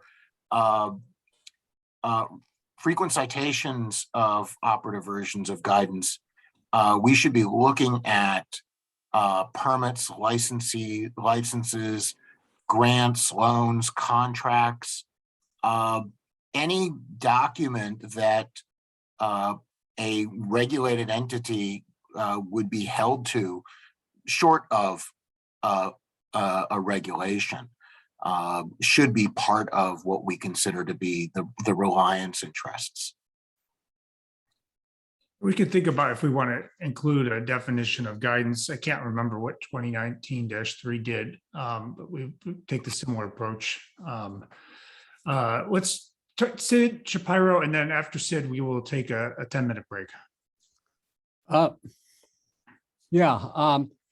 wonder whether we should start with a general principle rather than all these factors. So as a general aspiration, I think as Peter stated at the top, and if agencies have infinite resources and time, this would be the US code and everything would be tracked, but they don't. So the aspiration is, and I don't know how to state it, whether I think it's E that says controversial or important guidance ought to be tracked, and so you can go back and forth. But whatever that is, that should be our recommendation. And then we can say, in determining how to prioritize this or something like that, the following factors can be considered. And that would include how much interest there is, whether the likelihood of reliance interest, so on and so forth. So it's telling agencies, do the best you can. And this is how you probably should order this, since you're probably not going to get everything up. Reactions just on that point, and then we'll take our promised break. I think that's an excellent suggestion. Okay, I see a thumbs up from Peter Strauss. Okay, it is currently what, let's come back at 11:45 sharp. Take 10 minutes. Thank you very much. All right, I think, Todd, are you ready to get started again? Yeah, I think it would be helpful to pick up. I just want to make sure I understood Sid Shapiro's last point. Was he suggesting that we put everything we were just talking about under factors to put that up, combine that with the recommendations on agency procedures? Was that his point, or that was not his point? I just want to Sid- make sure I captured his point. Sid, are you on? Or Carrie, if you have a sense? Yes. Yeah, and that, no, Sid. Oop, hang on. Yes, that was my point. That there be a general statement of agencies should post all important guidance, all significant guidance. In making this determination, the agency should consider. And I don't know what that sentence should say, but something like that. And I thought it was E that talked about controversial or significant might be the overall statement. But I see. but So we're it's some aspirational factor that most of this stuff should go up. But in deciding how much of it to go up, the agency should consider. I see. When you say go up, you meant on the website. I heard Yes. that it's go up. Right, in the tracking back and forth. Got it. Okay, cool. Well, I think it would be helpful then to just, there were, Connor, if we could maybe just stay on this one for a little bit longer. Because there are a lot. Sure. You're going to be drafting, so let's get you the feedback you need. Right. So I think there was general agreement that the indicia for reliance as we currently had it was not correct. But I think there is also agreement that we should preserve reliance interests as one of the rationales for posting inoperative guidance documents. And I guess it would be helpful if we could really nail down what are some indicia. I heard from Dave Rosker that we do that inclusion in or citations of guidance documents in licenses and permits and grants and loans and so on could be some indicia, but I think more discussion on that specific point. What are some indicia of reliance interest would be helpful. My own take, which could be representative, is we can just leave this to the judgment of the agency, and agencies tend to know this from interacting with administering these rules, and we don't have to provide a lot of indicia, but that might not be the view of others. Peter Strauss. I think you're muted again, Peter. Yeah. Among the things that one could refer to would be the level of participation in discussions to formulate this guidance, because much guidance these days is formulated along the lines that ACUS has recommended, and the FDA good guidance procedures require of the FDA. And if those meetings have been attended and importantly discussed, the agency is going to understand that that's an indication, A, that there's going to be reliance, and B, that this is important enough to keep track of. And again, going back to the regulated party news media bit that I've raised a couple of times, a major coverage in regulated or public interest news media.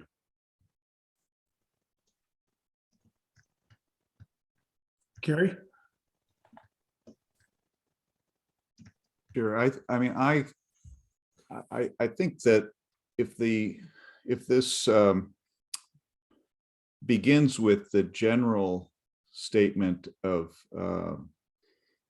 that you could even draw upon the Federal Records Act, quite frankly, to say that, all inoperative guidance document that is of general interest or public value, however you word it, should be made available online.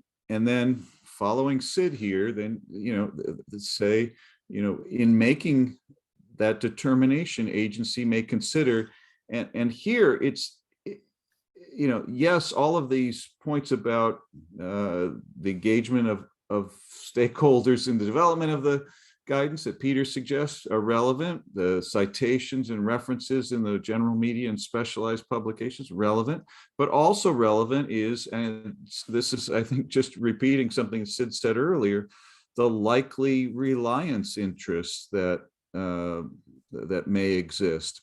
And you don't have to tell agencies what the indications are of the likely reliance interests. It's just if they happen to know that or have a sense. I think Erica said that earlier, that agencies will often have a sense of whether there are reliance interests, even if there's not these external indicia.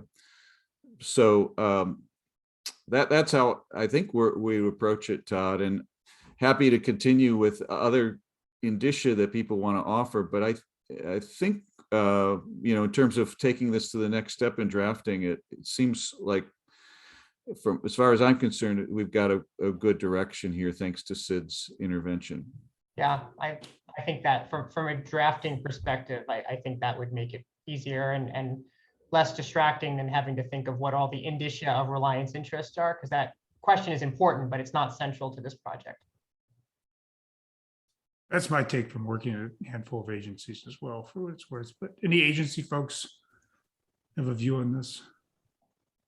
We haven't heard as much from the agencies today.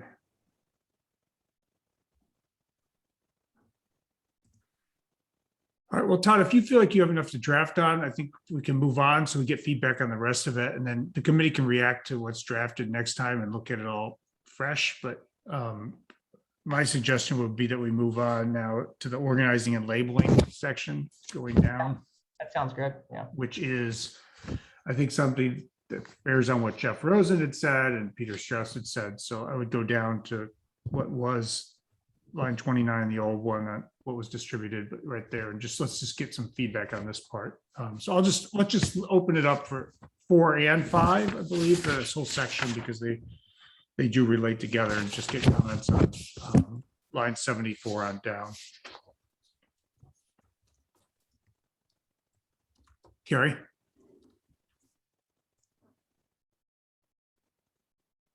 Carrie, did you have something, or was your hand up from before?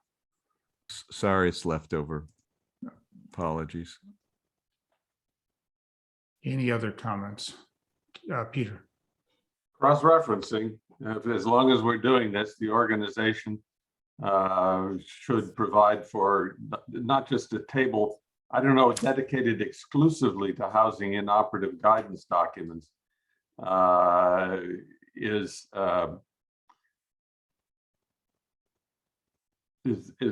the right way to put it. But again, for me at least, thinking about both reliance and ongoing development of guidance over time, the most important thing to be talking about is getting agencies to document back and forth. And that's part of the organization.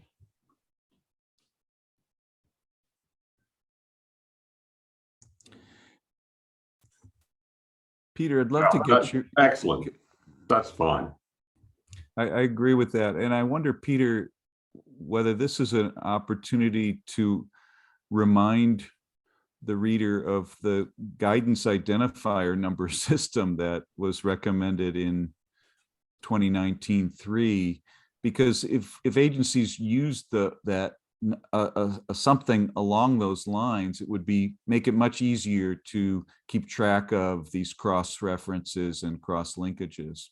Absolutely. And I'll say again that my recommendation for the next draft of this guidance as a whole is that it should not only include 2019-3 as an appendix in effect, but that it should aspire to be relatively complete.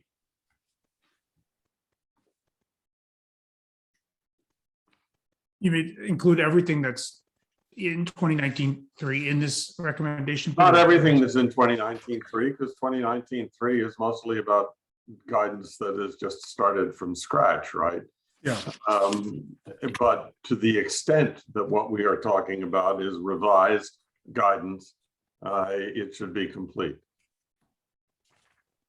Right, so it could certainly, as I think Todd is sort of suggesting here, even just with opening with a clause or something that says, making use of a guidance identification system as recommended in ACUS recommendation 2019-3, agencies should provide cross linkages or something, Absolutely. that, yeah. So take every opportunity to remind the reader of what ACUS has already recommended and how that would apply to inoperative guidance or revised guidance. Mirror the partially language. inoperative, right? Mirror the language from 2019-3 where possible in terms of how the recommendation is phrased, in my view.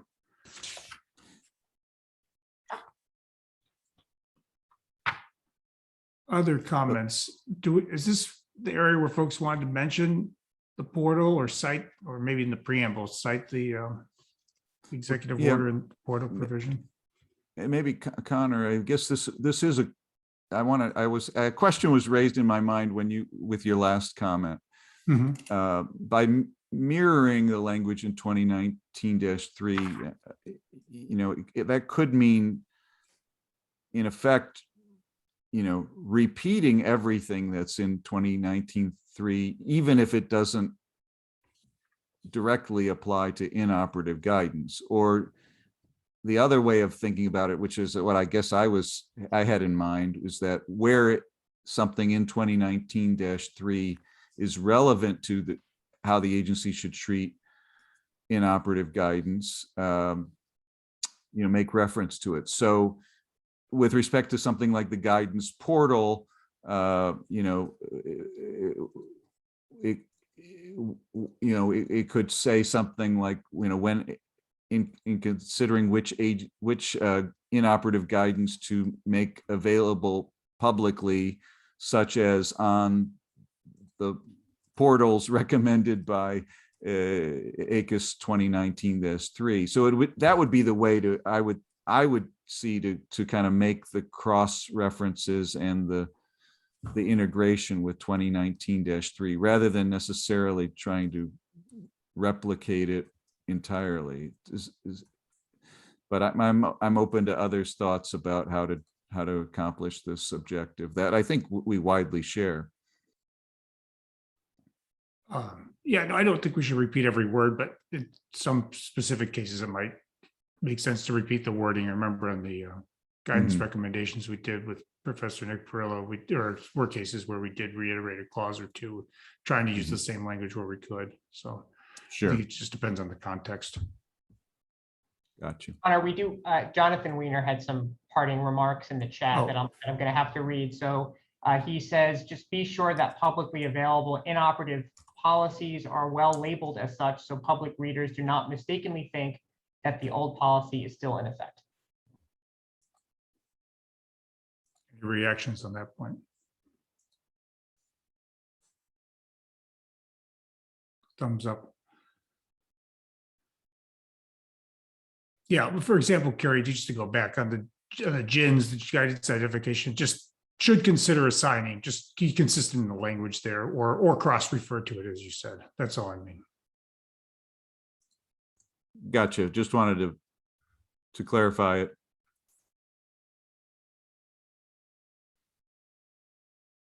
Other feedback on this section?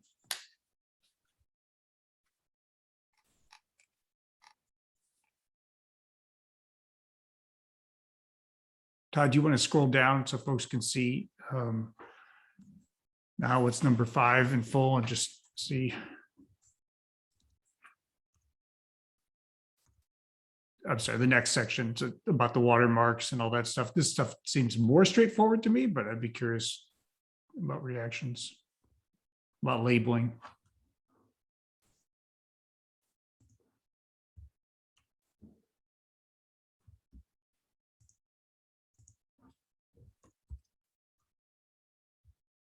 Peter. I think you're muted, Peter. This is repetitive, but reference forward to new guidance that has been issued affecting the status of this guidance.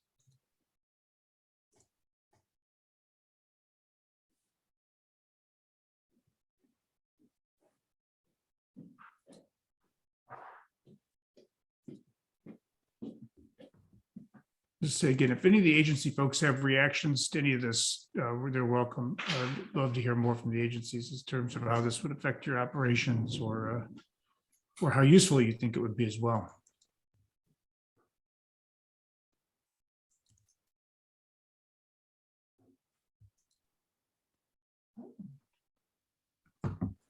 Okay.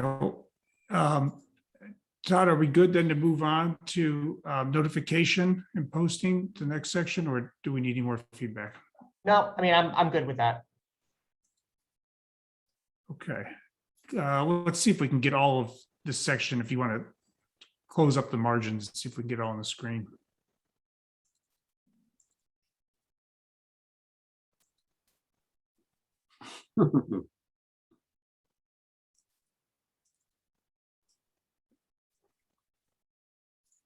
Todd or Carrie, any context on this for us?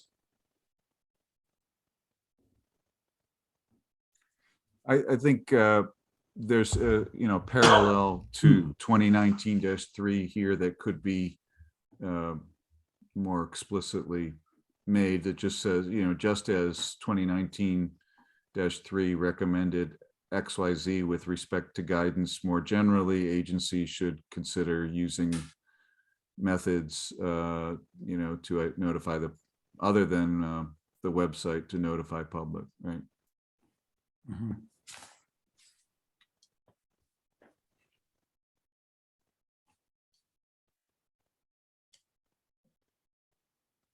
Other reactions on the notification?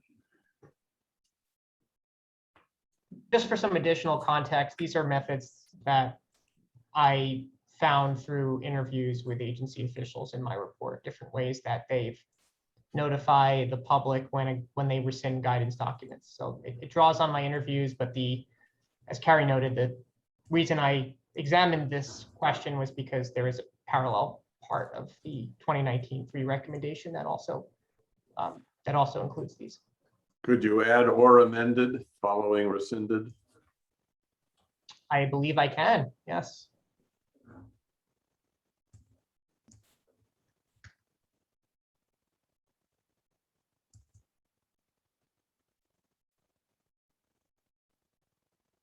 Last call for any thoughts on what's on the screen in terms of notification. Should there be something that just mentions that, kind of however the actual guidance was first put out there, that the notification to rescind or amendment should be done in the same manner that it was, originally sent out or publicized or whatever? Or at least maybe the agency should consider it. Yes, yeah. Because some of the really old stuff, it may not make as much sense.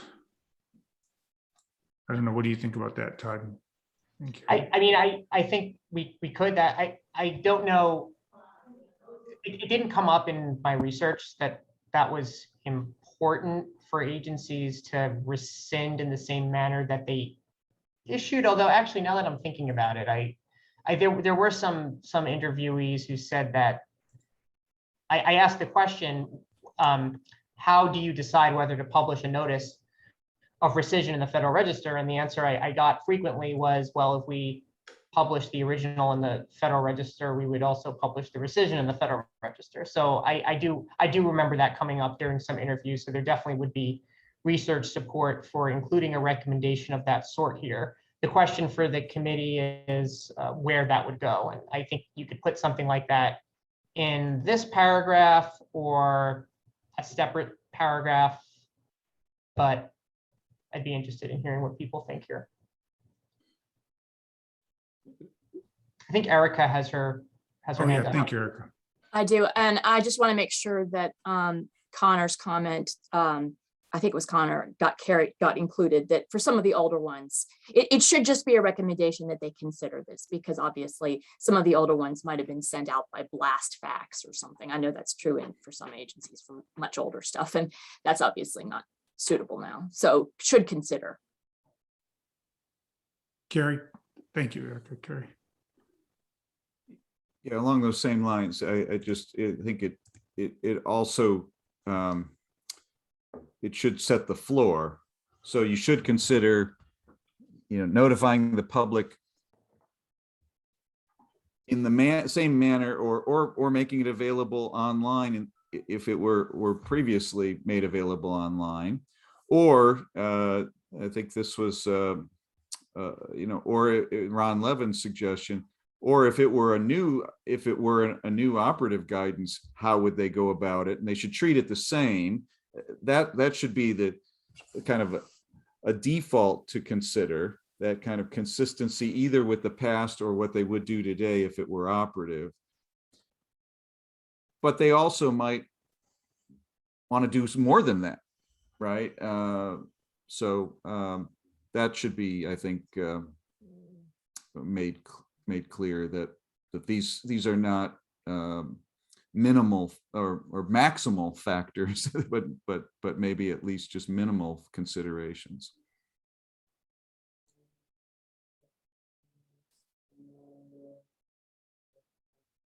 Additional comments on publicity notification? Yeah, it would be helpful on Catherine's point if we do include that here, we would need to probably change the title, because the title of the section, or we could put this in a new section. Maybe. No, I think that what we need to do, Todd, is work on a single sentence that could be used both in this section and then pretty much the identical section in the sentence in the previous section on posting on websites, because I think there's the same kind of considerations would go in both places, and you'd want to, as an agency, at least give consideration to doing the same thing you did when you had the operative guidance, either online or communicated through other means with the public, right? And so I think if we come up with a concise way of capturing all of this, my thought would be basically to repeat that sentence and that sentiment in the context both of deciding which operative guidance is to put online and which ones to notify the public through means other than a website. Okay, I think based on what I've heard, I have enough to go on to draft something here. So I agree. Whatever we say about website, I think should go in the prior section. I'll have to see more clearly how we frame them both side by side, but website should stay with website, I think. Right. Todd, do you want to go up after you're done typing to the preamble? And I'd like to just have kind of an open discussion. We can use your bullets as a starting point, but what folks think, I have a sense of what some folks might say, but what folks think should come across in the preamble. If you have things you want to be cited, if you have suggestions on the organization, whatever guidance we can give for drafting the preamble would be helpful. I'll just leave it open-ended.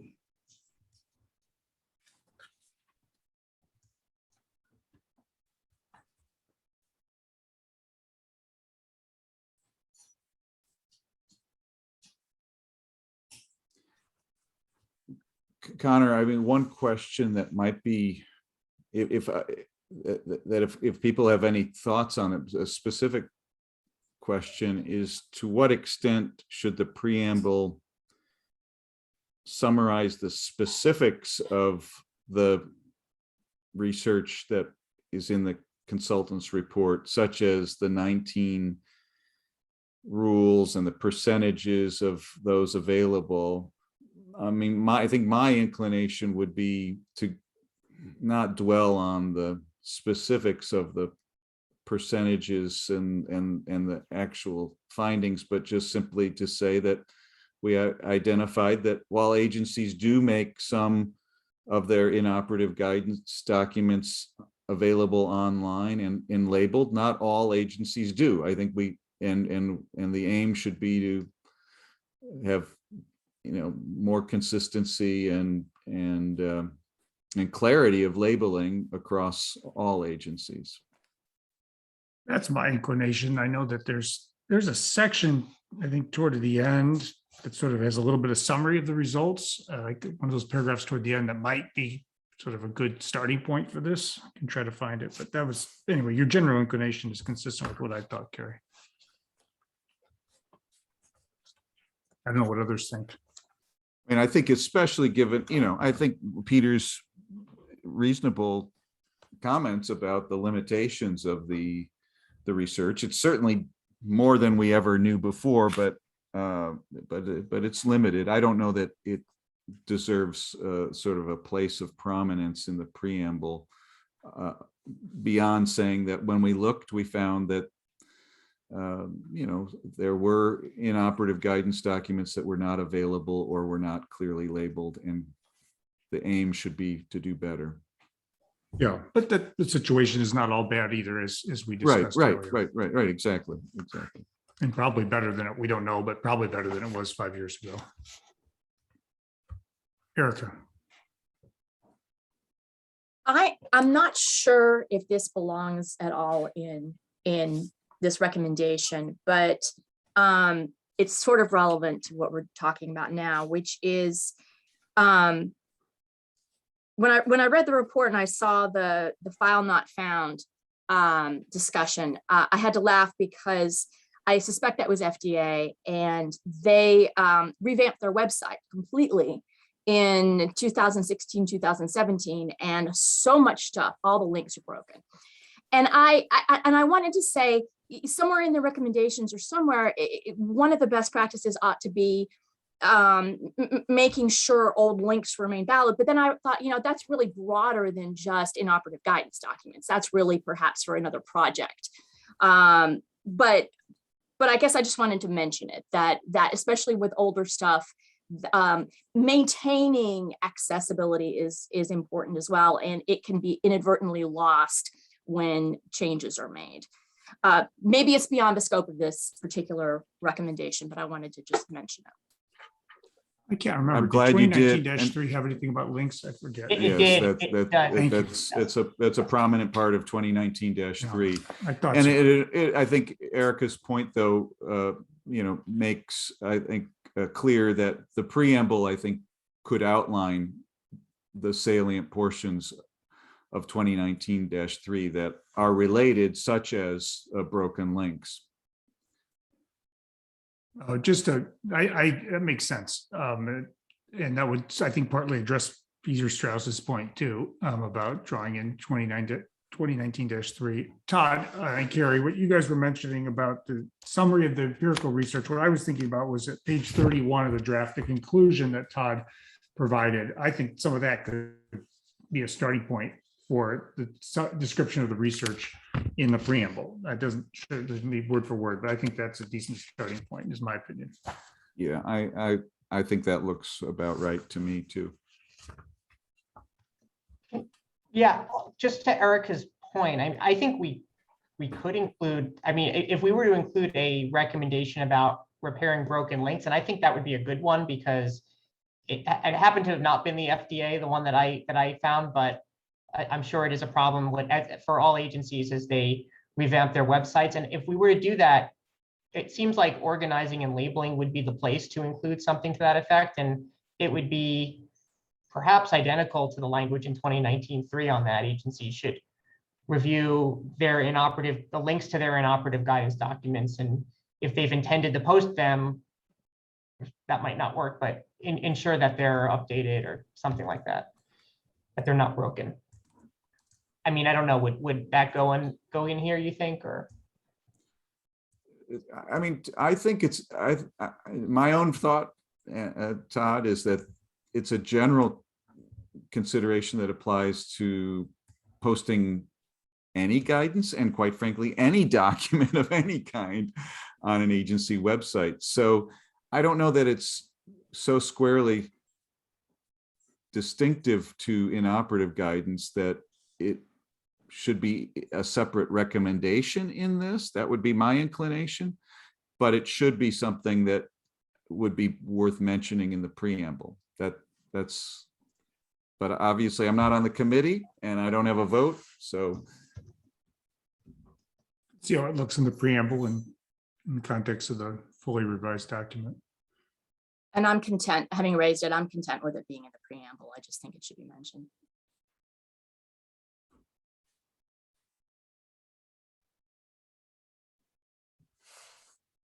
Other thoughts on preamble, points that you really want to see included in the preamble, if anyone does?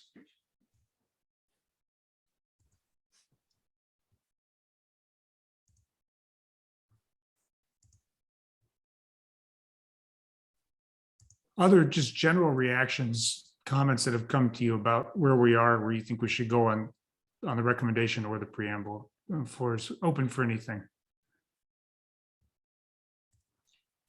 Can I just add one thing? And it's actually, this relates to the preamble, but it also relates to the numbered paragraphs. So during the beginning of the discussion, the committee was deciding how to word this section on development of written procedures. And one of the sub items that came up was that the procedure should define the term inoperative guidance document. But then we also have a separate part which describes inoperative guidance documents as those that have been rescinded, superseded, amended, or fallen into disuse. And I see some tension there if we're suggesting that agencies define the term, but then we are defining the term as rescinded. How do you square that? I'm interested in hearing any committee members' thoughts on that drafting issue.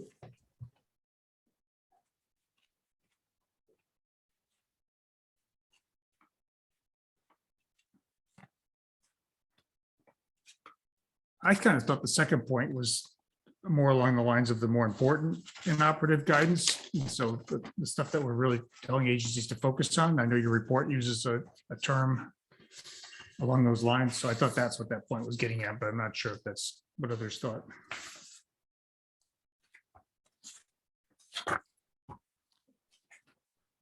My sense, Todd, is that those are really two ways of addressing the same issue.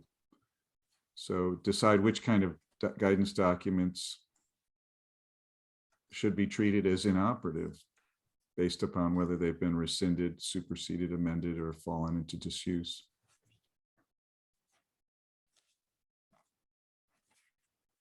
I guess the term you used, maybe you have a different understanding, but priority inoperative guidance documents. Those that fall into the categories that we're discussing, the high priority ones. Oh, right. Well, that's right. I mean, but the priority guidance documents are really what I think is recommendation number 2 that begins with Sid Shapiro's large principle. I thought this was just a brief shout out to that. Oh, yeah, that's true. We could, mapping. right. Maybe that's the difference between A and B. It really should be define what will count as a priority, or which guidance documents will be treated as inoperative and which inoperative guidance documents will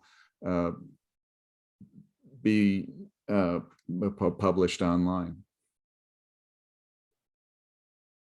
My guess is if we don't get that priority concept included, we may get some pushback on scoping, but that's just my Yeah, so the priority concept is B. Yeah. I don't think we would use the term priority inoperative because I think that leads to a lot of jargon that could occasion pushback, but I think that's the concept here.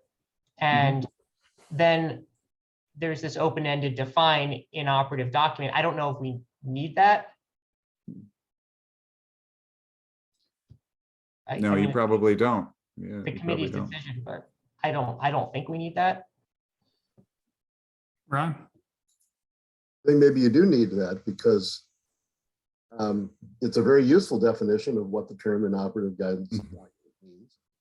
It's just a pristine definition. So if you put the We're losing, Ron, if you could crank up the audio. It's hard to Sorry. hear. Sorry. if you could move the terms rescinded, superseded, amended, following the disuse into A, then what you would have left in B is decide which kinds of inoperative guidance documents should be made publicly available on their websites. Yeah. And you also have a definition that can be used in other provisions that refer to inoperative guidance documents. I agree strongly with that. Otherwise, I think it'll get too wordy throughout to repeat it throughout. So then would A read define the term inoperative guidance document as though, like, are we telling them to define them as those that have been rescinded, superseded? Well, either that or just say within the meaning of this recommendation, we mean inoperative guidance documents to be blank. Whether they have codified a definition, I'm not sure. Maybe they should, because it would be helpful to their internal thinking over time. But I'm not sure. That would be preamble language if we're going to say within the meaning of the recommendation. Yeah. But as I Right, said, there and- may be a case for them to adopt a definition for purposes of implementing the recommendation. I was And thinking there- something like adopt with consideration of these following categories that you lay out in the I see. report. Mhm. I'm sorry, I cut somebody off by accident. I was about to say pretty much the same thing, Connor. And I agree with Ron that there may be agencies that would want their policy to apply to rescinded and superseded guidance documents, but they don't want to touch the disuse, for example. So I think, that I agree with that. I don't think we need to force agencies to accept all of these categories to move them forward on doing more and more consistently, what we want them to do by way of making these materials publicly available. As an agency person, I agree with that.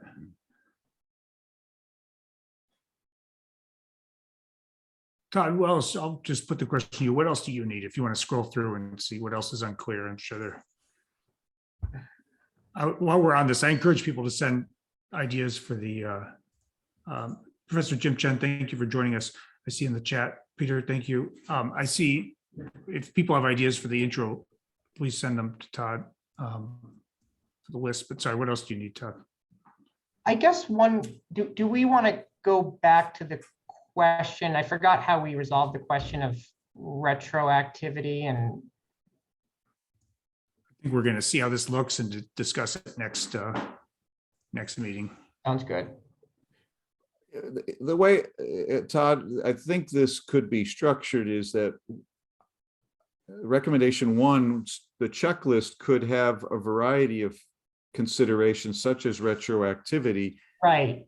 Even though there's nothing else in any subsequent recommendation elaborating on retroactivity. Right. The subsequent recommendations that will elaborate on those points that ACUS has a basis for elaborating on issues such as labeling and public outreach and so forth. But I don't think everything that's in the checklist needs a follow-on elaboration in an additional enumerated recommendation here. Thank you. Connor, we have a comment from Leslie Cooper Vegan as an alternate for a non-committee member. Thank you, Leslie. Yeah, I just had one comment for the consideration of the committee, which is it's a little bit confusing to me, the problem that the recommendation is going to solve, because I see 2 potential problems here, and maybe this could be addressed a little bit more in the preamble.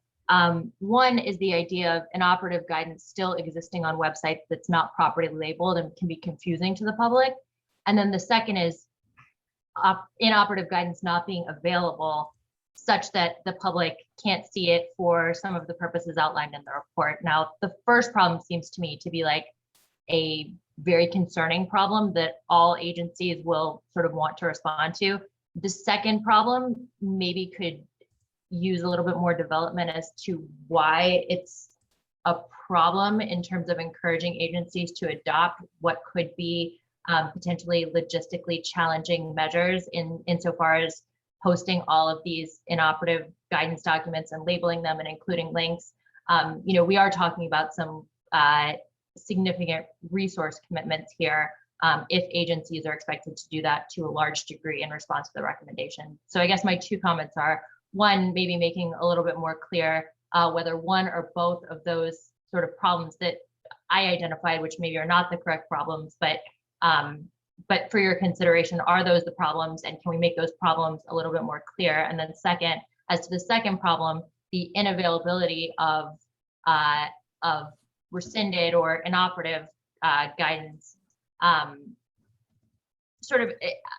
just want to acknowledge some of the logistical challenges that no one has brought up yet, logistical and resource challenges that agencies are certainly going to have concerns about in response to a recommendation like this. And I'll leave it to the committee after that comment. Thank you, though. So that's helpful. Carrie and Todd, do you want to respond on the first, especially on the first question? I think it's an excellent comment, and what I problem? do think the preamble needs to make this clear. I think the issue of having inoperative guidance findable on the agency's website but not being labeled as inoperative seems to me is the principal challenge that all agencies should just should be dealt with. Now, I think the second, though, should be, well, when you try to deal with that problem, maybe your first inclination as an agency would be just to take it off of the website altogether. And here I think the recommendation, the tenor of the recommendation is it would be better to keep it on there probably, but just label it now as inoperative. And if it's already, and this is going back to that point about if you've already treated it as something that needs to be online, you probably ought to, as an inoperative guidance, still continue to keep it online, but just relabel it. And I don't think that should have a huge resource capacity concern for agencies. It's already online. If you got to take it down, relabeling it or somehow noting it as inoperative and keeping it on there, it doesn't seem to be a huge additional burden on the agency.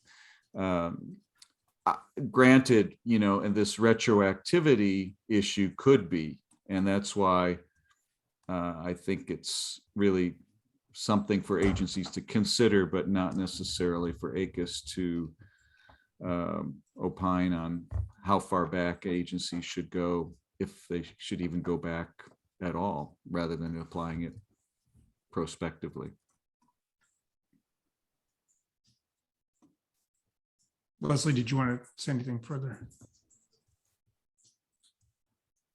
No, I appreciate the consideration of the comment. And I do think that the question of retroactivity is certainly one that has enormous potential consequences for agency resources. And so I appreciate the idea that that ACUS is planning on leaving that to the agencies, but that was part of what prompted my concern about, I guess, what I called the second problem this is trying to solve, which is the idea of putting guidance that may not already be on a website or otherwise publicly available, but is inoperative, making that guidance available. That is where I envision huge resource constraints and pushback as to logistics.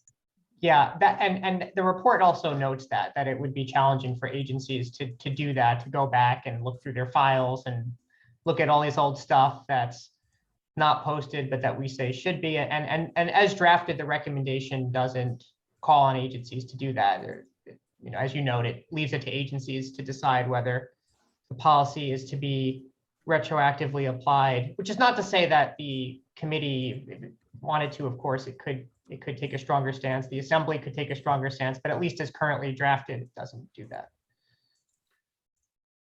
And Todd, I just think that this is an important point to highlight and be explicit about and sensitive to in the preamble, and make clear that ACUS understands and appreciates the potential resource implications for going back and finding old, and we don't want to be misconstrued, I think, as suggesting and well, again, if this is what the committee's view is and what the ACUS altogether would view it as, I don't think the aim is to dredge up every guidance that has ever been drafted, right? And we need to make that quite clear, that there's a lot of flexibility built into this set of recommendations, and they need to make sense for each agency based upon the volume of guidance they have, the import of that guidance, the demands and needs of the public with respect to that guidance, even when it becomes inoperative, and the resources available to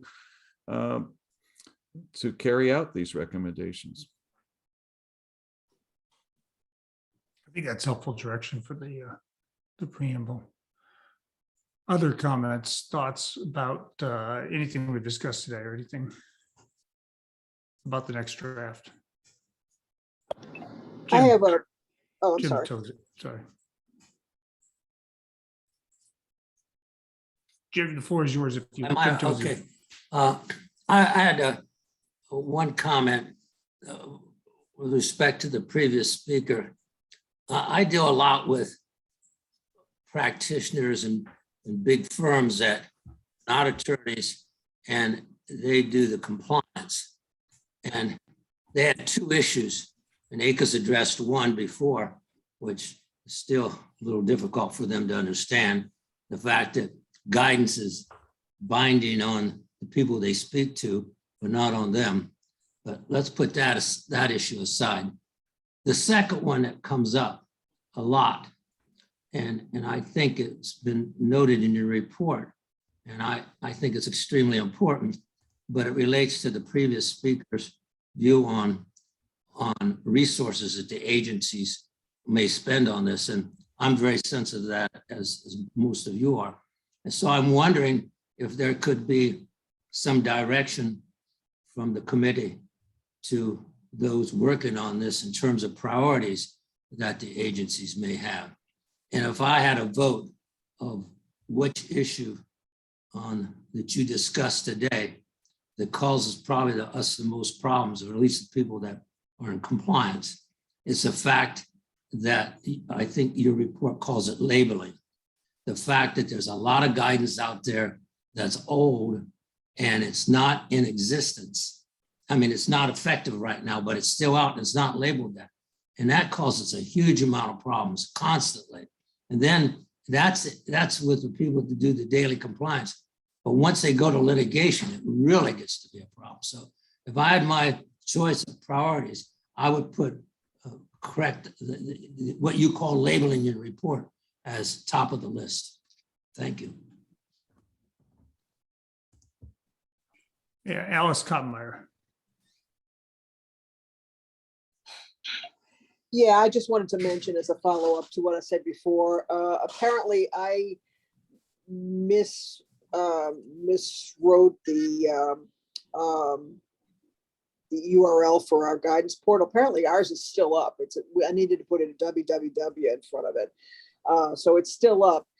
The introduction is out of date because it cites the EO 13891, and it also makes reference to our rule that we had in process with OIRA to it was our rule on rules and guidance, which we actually withdrew before it actually went final. We withdrew it in January 2021, I'm sorry, when the new administration came in. So that never went into effect. But we do have a guidance portal up that's available to the public, and we'd have to change the introduction to be more current. Over. Thank you for the update, Alice. Any other closing comments from anybody? Todd, Matt, Reeve, Sean, any thoughts from the ACUS folks? I have none, but I've been very impressed by the course of the proceedings today, Connor. Thanks in large part to your chair, the way you've chaired it, and I look forward to the next draft, which I think will be excellent. No more comments. Please send Todd and me and others, Carrie, any offline comments, sites, additional thoughts. We'll try to work them in. And Todd, the next meeting, November 3rd, is that right? Yes, 2 weeks from today. Okay, so we'll look for an invitation. We'll look forward to talking about the next draft at that time. Thank you very much, everybody. Bye-bye. Bye. Bye, guys.